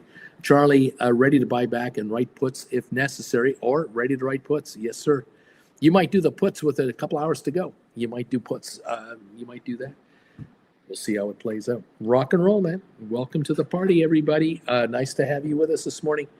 It's a little bit of a red day, but not gruesome. It's not really, really bad. But we'll see as the minutes go by if the red gets redder. Because gamblers are impatient for a win. The 8-second attention span gamblers, they're going to want to push the issue here. They're going to wonder, why isn't this market bouncing back? Let's go higher. Let's just go higher. We always go higher, don't we? If it doesn't happen, then it goes lower and lower, and it goes lower and it goes lower. Then the margin calls begin, and then we'll see what really happens. I'm just a guy telling you all the possibilities. Okay. Giddy up. Welcome everyone to the program. Good morning, Auntie Jen. She's here. She's getting ready to make herself some tea today. How are you, Auntie Jen? There's golfers already out there. The sun just came up in the last half hour, and she's seeing golfers already. Unbelievable. I don't know. They got their clubs out and everything? Yeah. Yeah. Sometimes they got guys out with clubs, and they're the first guys in front of a tournament, and they'll put up signage in the fairway and on the greens, and then they'll play the next hole, and they'll put up signage there. And then about, 20 minutes later, you notice every tee box there are two to four golf carts ready to go. But then again, this could be just an early riser. We've got the guy out golfing. We've got the guy walking his dog on the golf course. There you go. Love that. Golfers kind of hate that, but that's what happens sometimes. Of course, there's hardly anybody here right now. It's middle of May. Snowbirds are kind of gone. Jen and I are, 2 weeks away from heading out ourselves. I have one thing to say to that. You have one thing to say to what? That there's hardly anybody here reasoning. Okay. A penalty in the first period is a penalty in overtime. Oh. A penalty is a penalty is a penalty. Now, what penalty are you referring to, perhaps, or a non-call? Doesn't matter. It doesn't matter. Doesn't matter. And it doesn't matter if it's football, soccer, hockey, baseball. If it's a penalty at the first of the game, it's a penalty at the end of the game. Okay. So something's got her going. I don't know what it is. She won't say, but there's something there. It's people's entitlement. Okay. Yes. Have you heard the latest from ESPN? No. Of course, Disney owns ESPN, Yes. right? And that was part of that ABC takeover years ago. ESPN is talking about a $29.95 a month or $29.99 a month package for its sporting coverage. Okay. So they're going off cable entirely, and it's all streaming for $30 a month. Oh, so you won't see is this NFL? Because NFL is kind of on its own out there. I'm kind of gauging and guessing that what's going on right now is ESPN so no more will go CBS, streaming. ABC, Fox football program. Well, there may be a network game, but there might only be one network game. I don't know. The way it's shifting now, sports was the last area that cable hung on to, right, to keep cable people from leaving the cable, cutting the cable. Mm-hmm. Now sports is going streaming, and right. Prime well, has like NFL now we watch and our hockey on Prime Video. See what I mean? And so now the question is, will all sports go on a premium package basis? And Right. ESPN is saying, we're going streaming only. Is Disney going to walk away Works from for cable Disney. deals? Yeah. Disney's been streaming for a long But time. $30 a month for one service. Yeah, And then you've got Prime, and then you've got all the others that are coming. yeah. People are going to be paying $150 But a month Sportsnet, for sports. I'm paying $30 a month for Sportsnet, Yeah, the Sportsnet is $30. and I feel it's worth it right now because I get hockey every It's day. playoff time. We'll be dumping that when we get back. Yeah, Yeah. they're true. Oh yeah. I don't know. I'm just watching the world evolve here. How So it's going. I just can't watch baseball again. Oh God, I can't do it. Oh no, I love baseball. I know she does. She does But love baseball, but it's my heart races, my blood pressure goes up. I can't watch. can't watch the coverage. The coverage. It's all commercials. It's all just. I've never liked it. I've just never been a huge fan of that. But hey, I'm old also. I'm out of I it. don't know how they get everything done in that 3.5 hours. Oh God, it's ridiculous. I don't know. We're just old people now. We're approaching 70 and we're getting on. I mean, look at this face. Don't look at this face. Just But listen. my dad used to coach a commercial men's baseball. So when I was like 10, 11, 12, I was out there throwing the ball with the boys, Yeah, watching my with father glasses this thick. watching my father get kicked out of games for conversing with the umpire. Yes, watching her father having spirited discussions with respect to the heritage of a certain umpire and his But family's he was heritage. never a cower. He was never a spitter. Not like Cower used to do, Coach Cower. Yes, yes, yes. Daddy and his those Uh, coaching days, watching Daddy, and and for some reason, some of that temperament has found its I way just can't here. believe that. Uh, But my father also had a prodigious memory, and so he could remember incidents like you. You can remember plays and yeah, players' names involved. yeah. I don't do that. But he would say how, yeah, well, 2 years ago, you remember it was one September and we were playing so and so, and this guy came up and you did this. And yeah, He's the worst. yeah, he's the He was the worst. worst. If you were an umpire, you hated this guy. You didn't want him to come up to you because he'd come up to you nice and calm and reasonable like. Then he would slowly rile Then you he up. turned into a Scotsman. And then he would catch you with a catch 22 question, and all hell would break loose. Yeah. But he used to regale in telling us baseball stories Yeah. of He'd his coaching stand days. he'd stand behind the fencing because this is what you're playing at. He'd be behind the fence, behind the ump, the catcher, and home plate. And finally, it wouldn't take long. Umpire would turn around. You're out of here. You're out of here. You're not standing there anymore. You're not going to critic my calls from behind me. Get out of here. I do recall one glorious story where they were, this is the Alberta Wheat Pool commercial team. They were on the road at a weekend baseball tournament, and it was the championship game. And they got into the finals, and I don't know what the winners got. A couple of cases of beer. Who knows what they got? A Laurel and Hardy handshake. A laurel and a hearty handshake and a little trophy, whatever. It was all pride. Anyway, they were tied at the bottom of the ninth, and her dad's team was up to bat, and 2 out, runner on third, and batter at the plate, and the batter at the plate was the home run hitter. He was the slugger, and he was a big boy. He was a very, very big man. And went back. Oh, send him back, send him back. Hopefully he'll pop it up way out there, and we'll get the third out. Runner on third, 2 out, and he's coming to the plate. And her dad is the third base coach, as well as the coach. And he gives the old signals, the old do this. Bunt. And of course, this slugger, he's used to getting into the batter's box, looking at the sign saying, hit a freaking home run. He's looking at it going, swing at will. Yeah. Bunt. And he calls for time, and he calls the bat boy over for some pine tar. And he rubs his hands together, and he practices swinging a little more. And he approaches home plate, takes a look at the third base coach. Bunt. The third base runner, he's watching the signs. He's watching the reaction of the hitter and his coach, and he's going, bunt. I gotta steal home on a bunt. Oh my God. No one expected the Spanish Inquisition. The pitch comes down the plate, and this big behemoth of a batter bunts it and runs for first. It's a beautiful bunt up the line. Beautiful bunt up the line, and the infield is way back. The outfielders are way back, and this ball just meanders its way up the line. And the big man beats the throw at first, and the third baseman made it home, and they won the game 2-1.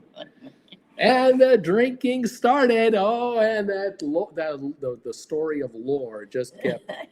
These guys are in their 30s and 40s with wives and kids. No Casey at the bat for us. And oh my gosh, legendary. Legendary. Her dad would tell that, so it would take him half an hour to tell me that story because he would give me all the details. He'd give me all the nuances of what was going on and what had happened during the game, and what was going on, and what everyone figured was going. The head games going on. Oh my goodness, he was four-dimensional chess. This guy. I very much enjoyed that man's company. It was a lot of fun. Yeah, he was one hell of a guy. And so here we are.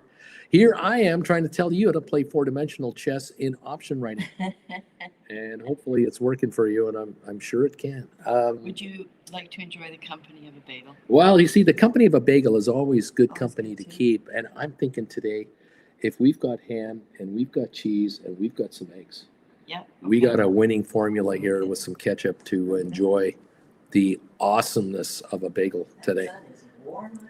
Giddy up, everybody. We're down 140 or so on the Dow right now, a third of a point. That's it. We're down a third of a point on the S&P, but we're down 3/4 of a point on the NASDAQ. So it has not yet come back to the other two indexes. And the other two indexes haven't yet gone down to NASDAQ. The question is, where will all three want to go? Do they all want to just keep dropping from here together? It's sort of like NASDAQ down here and the other two here. What? Or are we going to see this or what? Well, we'll wait and see. SoFi's down 48 cents at 13.55. GameStop down $1.05. ASTS down 11 now. It's gone red. Rocket Lab down 83 cents. MSTR down $10. AI down 63 cents. Super Microcomputer 42.98. Giving up some ground from that big day yesterday. It's had like 2 or 3 good days. NVIDIA down just $1.82. Tesla down 9.60. The Spiders are down 165. The Triple Qs are down 246 at the moment. Palantir down 315. Costco trying to get a gain out of here at 750. Coinbase down 14.26. Google down 74 cents. Apple down 238. Broadcom down 256. Microsoft up 66 cents. Intel down 7. Netflix up 631. Meta down 859. And watching these quotes like Amazon here down 550. I watch these Magnificent Seven stocks today, and I think to myself, what will this channel's communication be like between you and I when all of the Magnificent Sevens join the daily 0 day to expiry train? They'll start with the Monday, Wednesday, Friday expiries, allowing you to write Monday, Wednesday, Friday expiry contracts on these contracts. How many gamblers are going to come into the Magnificent Seven options market trying to game the Monday, Wednesday, Friday closing trades? I know, I'm certain there will be gamblers coming in buying 200 calls at 30 cents, 60 cents to try to make it go to $1, $1.50, hoping it'll double on them. There will be millions, I'm certain, hundreds of thousands of contracts traded every day at every level. It will be insane because we're dealing with very short expiry times, very little cost. We're not going to see $20 contracts unless they're deep in the money. That's not going to be the trade. The trade is going to be all around the stock price, plus or minus $5 or $10, probably maybe $15. But there's room there for many of you to be writers for what's today, Thursday. You'll be writing Friday expiries today. Tomorrow, will you take a chance and write Monday expiries? Will you wait till Monday itself and be Monday expiry writers? I would recommend that. Today might be a Friday expiry. Tomorrow will be Friday expiry writers. And how many gazillions of contracts will trade hands all day long on all of these Magnificent Seven stocks, including the Qs, the SPYs, and all these others, to try to speculate on daily moves? And for you guys, you're going to take 15 cents, 18 cents, 23 cents, 34 cents, 45-cent credits on your $2, $3, $5, $10 spreads, whichever ones you zero in on. And you're going to go, yep, I'm doing 20 on each side. I'm going to make 60 cents on this trade times 20 contracts, $1,200. I'm looking for 1,200 today. And I don't want to close them out. I just want them to die worthless. That would be the ultimate trade. Some of you will go, no, I'm going to write for a 60-cent credit, and I'm going to hit the road at 30 cents credit. I'm going to take my 30 cents and get out of here, and I'll look for the next move. Others of you will start with a credit spread and then add a put spread behind it as the market zeroes in on expiry, and you're going to take the 40 cents on the one side and the 20 cents on the other side, and you're going to make your 60 cents times 20 contracts, $1,200.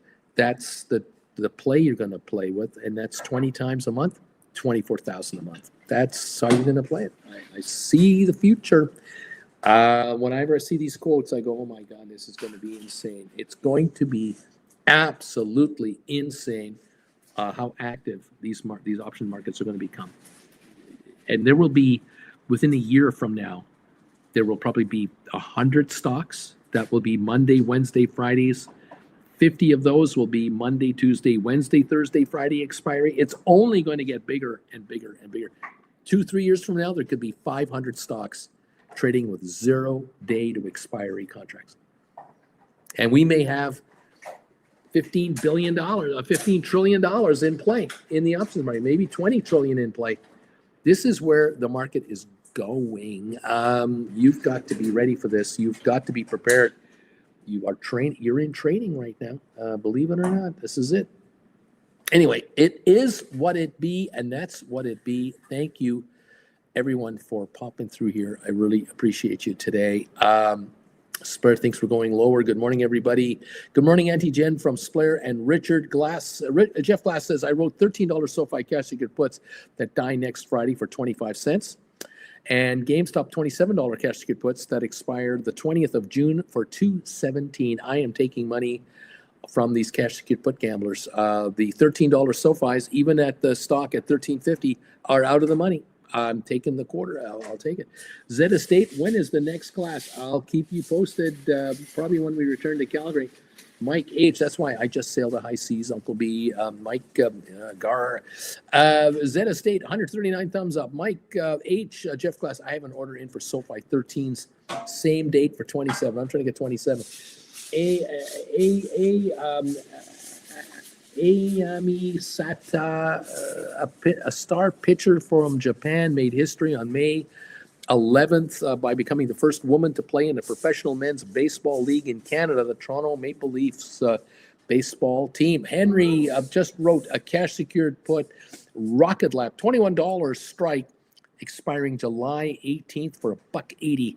This is the stock is $23.25. These are out of the money, $2.25, and each took $1.80 off the table for an out of the money contract that dies in less than 2 months or so. And hey, you might be out of this trade in 2 to 4 weeks or less. Absolutely, Henry. Well done, sir. Taking money, $2,100 put down on the table to take 180 back right now. Thank you very much for these lovely returns on my capital. Giddy up, everybody. We're down 89 on Rocket Lab. GameStop down $1.05. SoFi down 56. The Dow down 138 or so. S&P down 17.8, and the Nasdaq down 140 points. Oil down 150 a barrel so far today. Just filled, says Mike. I just got filled here for the 27-cent trade for these SoFi 13s. I just wrote $13 cash secured puts for SoFi that expire next Friday. They expire next Friday. I'm taking 27 cents for 1 week of my precious time. Very interesting. Did 50 of them, baby. Thank you very much. That's $1,300 right here in my hand right now. I got $1,300 from the gamblers for next Friday. 8 days. Giddy up. He might be out of this trade, in a couple of days. These contracts, if they're down to 3-4 cents in a few days from now, he might shut it down and then look at, the month later or whatever. I don't know. Mike, you got the money, baby. And there you go. That's what it's about. This is a sweet little ride. $13.50 on SoFi at the moment. All right. There you go, kids. ASTS is trying to go higher. It's only down 3 cents now. It looks like it's trying to come back into the green. It would be the first of my first page stocks to do so if it does keep coming on. The Dow's down 110, a little better on the Dow. We seem to be better on the S&P and NASDAQ. Is there a little buy wave coming? I don't know. Is ASTS going to catch a green hit? I don't know. It might. Down 3 cents. We'll see what gives. 51-cent loss on SoFi. 13.52 right now. Yeah, if SoFi goes to 14.25, 14.50, that $27 put trade is going to be 10 cents awfully fast. And Mike is going to be going, I just have to decide when to pull the pin on this trade. This is great, Bruce. Another win for me. Thank you very much. ASTS is up 9. Just went completely to the green. SoFi 13.56 now down only 47 cents. Mike is probably noticing those puts are already dropping.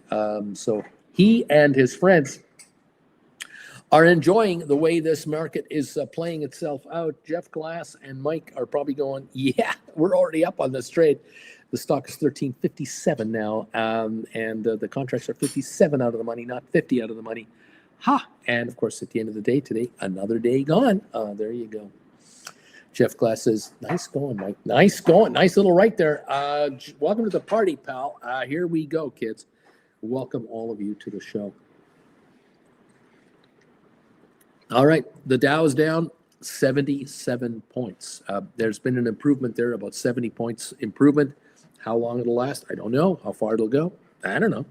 We're down 12 on S&P. We're down 114 on NASDAQ. 0.6 of a percentage point on NASDAQ. 0.2 on the Dow and the S&P 500. At the moment, that's what we have. Thank you again for joining us today. 152 of you found the question of the day and have answered it for me. I appreciate this. 145 of you have hit the thumbs up button, putting us 55 away from 200 as bagel time is just around the corner. Thank you all for coming in here. 72% of you are telling me that you are making money on 0 day to expiry writing, but so far you're making less than 100 a day on average. Between 100 and 200 a day, 14% of you are finding that to be the number. Between 200 and 300 a day, and between and 300 or more, each of those levels, 7% of you on each one of those levels. So to make 200 to 300 a day means you're making 4,000 to 6,000 a month, and to make 300 a day or more, it's 6,000 and up per month in revenue from 0 day to expiry contracts. I am convinced that any of you that are making 6,000 to 8,000 to 10,000 a month doing 0 day to expiries do not need to work full time for anybody to pay your bills. Of course, if you can get that to the 10, 15, 20 range, you have quit your day jobs and are definitely living off of this business and still compounding your returns every week, every month. Congratulations to all of you. Keep up the good work. Thanks again for the thumbs ups, everybody. 140 plus now, 145 have come through. Let's keep that number going higher. Thank you all. It be what it be, and that's what it be. Welcome all to the program. Nice to see you with us today from wherever you are. Much appreciated. All right. Let's take a look at some of the faves that we're watching right now. We've got, here we go. We have our friends at Rocket Lab at 2332, down 81. SoFi, 1352, down 51. GameStop, 2779, down 95 cents. 23andMe on the over-the-counter market looks to be at 71 cents or so. Spire is at 1069. That's up 28 cents. ATIP, I believe it is at 90 cents these days. Smart Rent, 76 cents, down about 2 3/4 cents. Apple down 204. Tesla down 7.94. Microsoft up $1.89. Got Google down $1.04. Amazon down $5 today. Nvidia down 155. Meta Platforms down 803. Super Micro down 246. ASTS down 13 cents. Now gone negative again. Now it's down 12. AI is down 66 cents. Palantir down 269. MicroStrategy down 8.95. Unity down 52 cents. Goldman Sachs is up 3.57 actually. Cisco is up 3.67, just under $65 a share. That's just $1.50 away from the high of the year. Spiders are down 102. The Qs are off 171. Netflix is up 750. Pfizer up 27 cents. Arc Innovation is down 125. IBM is up 468. Uber down 49 cents. HPQ down 8. Home Depot up 213. Vanex Semiconductors down 222. Adobe is up 223, but Enphase off 78 cents. So it's a mixed market. More than 3% today on a buyout from Dick's Sporting Goods, by the way. That announcement came out last evening. Another retailer disappearing into the Dick's Sporting Goods world. We had Skechers get picked up by private equity last week on almost a $3 billion buy. So some of these retailers are being scooped up here on the cheap. There are optimists out there hoping for better times and better deals. For Dick's Sporting Goods, it might give them a lot more buying power with the brands that they carry, maybe giving them better pricing But it might also mean that some Foot Locker locations might be consolidated because there's already a Dick's Sporting Goods in a shopping mall right beside a Foot Locker. Get rid of the Foot Locker and only have the Dick's Sporting Goods and get all the business. I don't know. They might stay diversified. They'll have to figure out what their plan is. I'm sure they have a plan.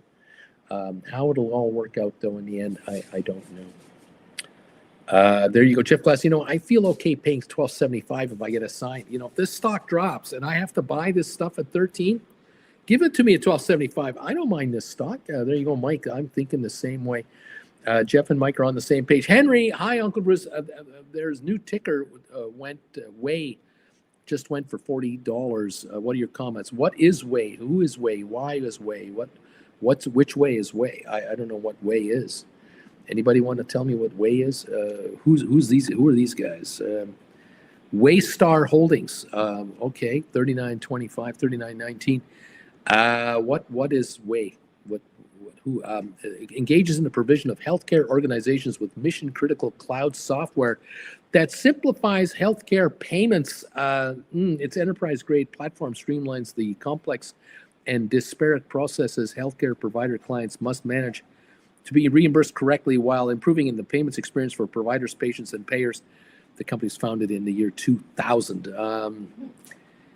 Guys, I tell you, I am so skeptical of for-profit corporations in the healthcare providing business.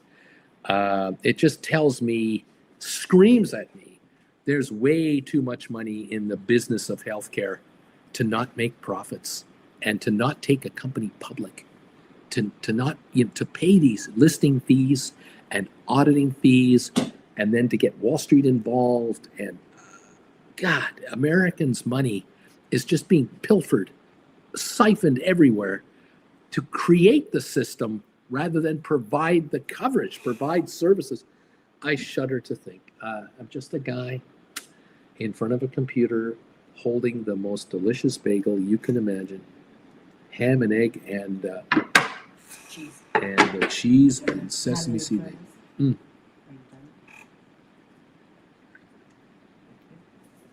Thank you, Auntie Jen. I like this game, kids, but I wonder about the American healthcare system, how the trillions of dollars involved. It just blows my mind. And at the end of the day, what percentage of every dollar that Americans pay for healthcare actually gives them healthcare? How much of it is the administration, the collections, the payoffs, the private jets, the high-end lifestyle of the top people? When it comes down to you, what do you get for your money? Do you get 60 cents on the dollar? How many of you get denied coverage that should be covered and now you're fighting for that? I mean, it's just, there are so many players out there who are against you getting your health coverage. I can't believe that it's legal, that it's allowed to exist. I'm just a guy.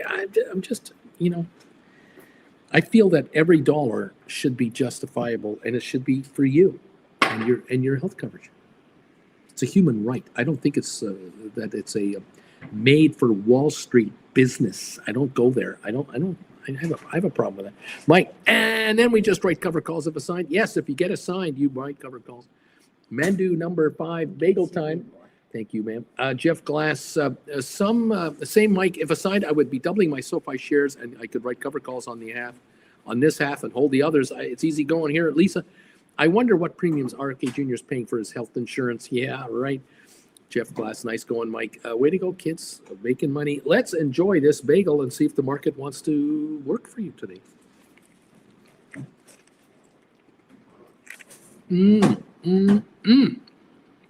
Already, it's a winner.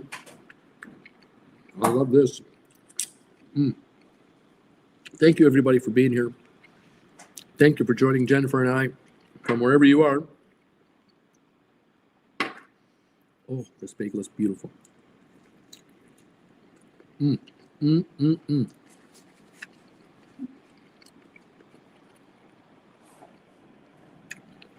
We got the Dow was down 70. It's now down 140. The buy wave came. The buy wave went. When does it break the back of the market? When do buy waves not generate a gain and then we have a collapse of the market to lower lows? Is that what we're going to get all day today? Up maybe 2 steps, down 3 steps, up 2, down 3. Are we going to do that pattern? Maybe for the next week or two, maybe? I don't know.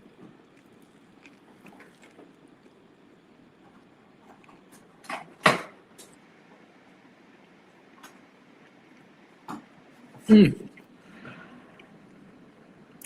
1342 on SoFi. There you go.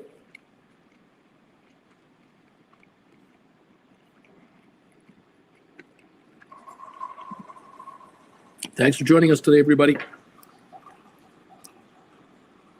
Welcome new subscribers, welcome new members, and welcome returning members. It's just great that you're all here with us today. We very much appreciate you all. Giddy up, everybody. And thanks again for participating in the question of the day. 158 votes have come through, and the thumbs up meter, trying to grind that higher. Thank you, everybody.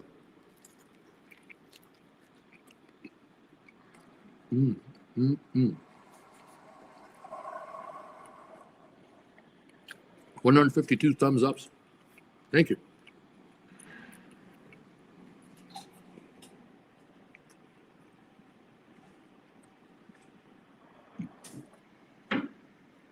We're at the low of the day on SoFi, 1337. That is the low of the session. Is this the perfect time to write cash secured puts? Maybe. Good morning, Richie. Good afternoon, Blair. Jen is saying hi to everybody.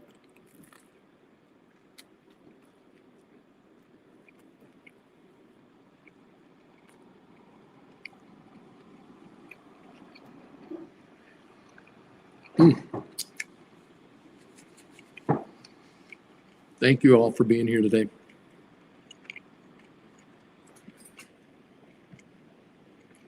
Mike H is saying, you know what? These markets are making me thirsty. Mandu number 5. Good morning, Auntie Jen.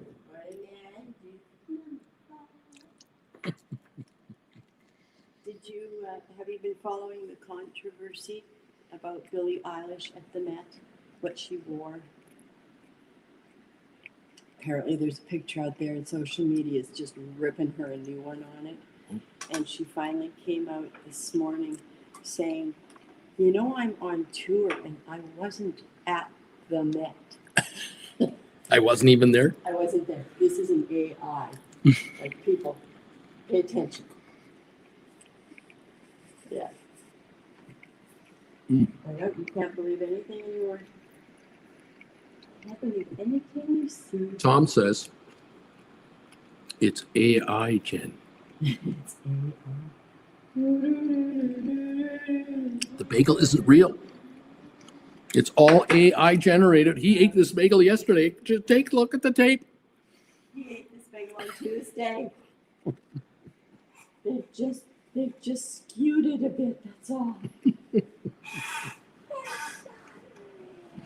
Not real.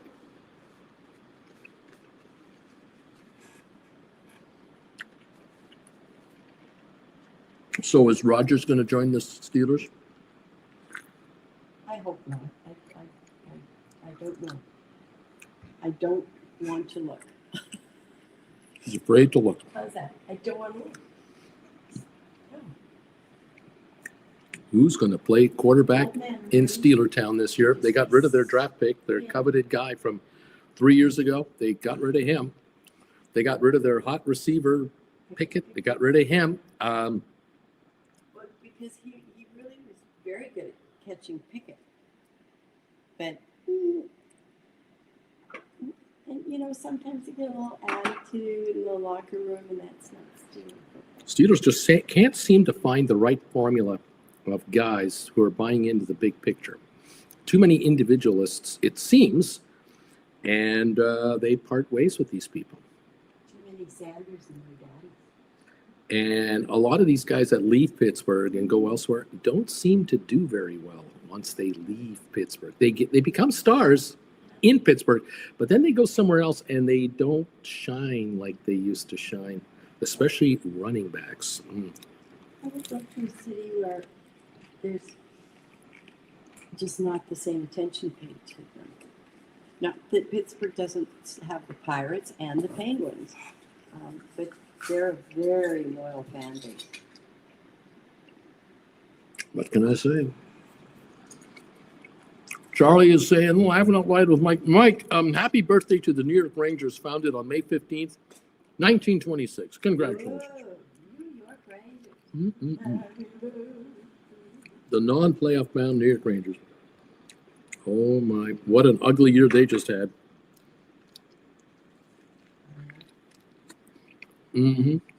So last night, Mm. after going into overtime and winning a sensational playoff game, 1-0 to win the series, they were questioning the captain on, your defense. Is the defense any good? They had 2 shutouts in a row. Yeah. Game 4, shutout. Game 5, overtime shutout. What about your defense?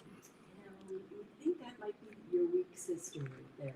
And, Wes McDavid, he's been doing this for a long time. And you can tell he's a little tired of it. But he just keeps saying, "You want to talk about this again? We can talk about this again." Yeah. Now, let's talk about the color of your hockey socks. Yeah. Those socks give the color off of a loser. When are you going to wear winning color socks? Would you like to sniff my jock strap to see if I'm a winner down there? I mean, well, how can I satisfy you guys? I don't know. Some of these athletes deserve kudos and awards for their patience. Yes. And you can understand why they have those scripted 5-word answers. Because it doesn't matter what I say to you. You're going to ask me this question again tomorrow. Mhm. I'm just happy to be here. Yeah. And God willing, I'll be able to help out. I'm dressed to play. Yeah. It's gonna be good. Absolutely. Oh, yeah. Henry, I just wrote cash secured put on SoFi. $13 cash secured put that expires July the 18th. Buck 1. I just took off the table. I'm done for today. Thank you for that money. Mike is going, that's a nice trade. Double D. Uncle Bruce, I'll be waiting, sir. I'll be waiting. Double D says, I'll be waiting. Again, I don't know for what. What will you be waiting for? I don't know. I do have a couple of sessions today, and I got another one on Saturday, but I'm not sure what this is for. I'm not sure. If I knew, I'd say, but I can't say because I don't know. Welcome all to the program. We're down 123 on the Dow, down 20 on the S&P. We're down 167 on NASDAQ. The NASDAQ is at the low of the day. So do we go lower? Walmart concedes magnitude of tariffs will push prices up very shortly. No kidding. They're not going to eat it. No. That will go directly down the line to their pest. And let's be fair. The big picture. If you take a look at Walmart's actual financials, and you see the gross revenue versus the net income, it's in the single digits. You got to move a lot of merchandise to make money in that business, and they do. They have a lot of locations, but they put the money on the table to buy the land or lease the land, to build the building or lease the buildings, to keep the parking lots clean. They pay the property taxes. They keep the electricity running. They keep the buildings financed and operational. They pay their staffs. They pay their merchants, and they offer you their merchandise. You buy the merchandise. You leave with it. They honor it on returns. They'll honor returns. And at the end of the day, they make pennies on every gross dollar generated. I can't fault them for that. I understand retail. It is a tough business to make money on. And 1/10 of a percentage point move, higher expenses, lower revenues, can wipe out a lot of potential money. These guys keep an eagle eye on everything that they're doing, as they should. That's what they have to do.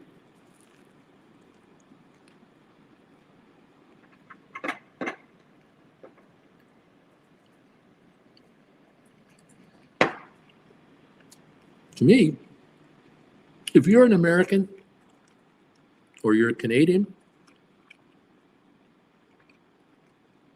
Walmart stores in Canada and America are huge employers.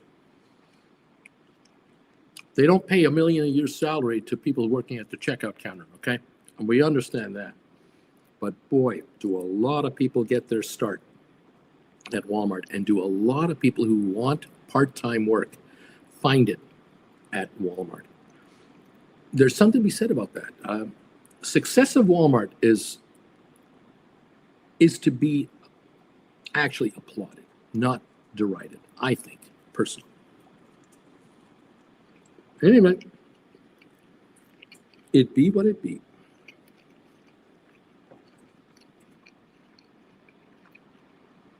This is the last of my bagel right now. We're down 130 on the Dow.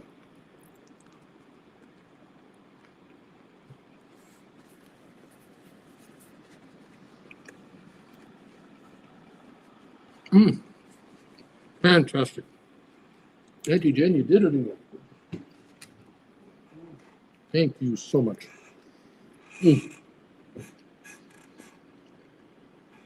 My guess is if Walmart makes record revenues, record profits, they don't have any unpaid bills. If Walmart money in and money out keeps flowing, and it is billions and billions and billions of dollars per week, per month, per year, that is good economic production for America and for Canada. Again, Walmart Canada operates, Walmart America operates, owned by the big umbrella company. As Walmart goes, a good chunk of the U.S. economy goes. My gut says if Walmart does really well this quarter, Amazon did well this quarter. If Amazon and Walmart did well this quarter, Google did well. Apple did well. Corporate America did well. All the manufacturers that sell through Walmart did well. Thousands of companies sell product through Walmart to you. If they're doing well, they're hiring. And they're hiring in every state and every province in Canada. They're buying merchandise from domestic and around the world. The flow of capital, enterprise. We all get a cut of this action. It's all good to me. I say free enterprise, be good, be very good. We all benefit from a very strong economic turnover base. No question about it. I'm just a guy. A Double D, one-on-one today. I'm ready. Okay, good. Double D, now I understand. You got to help me, buddy. I'm. Because when they do that, they use. Here he's got His handle. Yeah, I don't know Double D's actual real name until I stop, go through my pages, and oh yeah, that sounds. I'm in the middle of watching a billion balls being juggled at the same time here. Thank you. I can't wait. Really looking forward to these one-on-ones today. Jeff Glass working and wasn't paying close attention when suddenly I hear, do you want to sniff my jockstrap? What the hell am I missing here? If you don't pay attention every minute of the show, I can't help guys like you. You don't want to pay attention. I'm going to have to just drop these comments in there once in a while to kind of get your attention back. What can I say? Oh my goodness.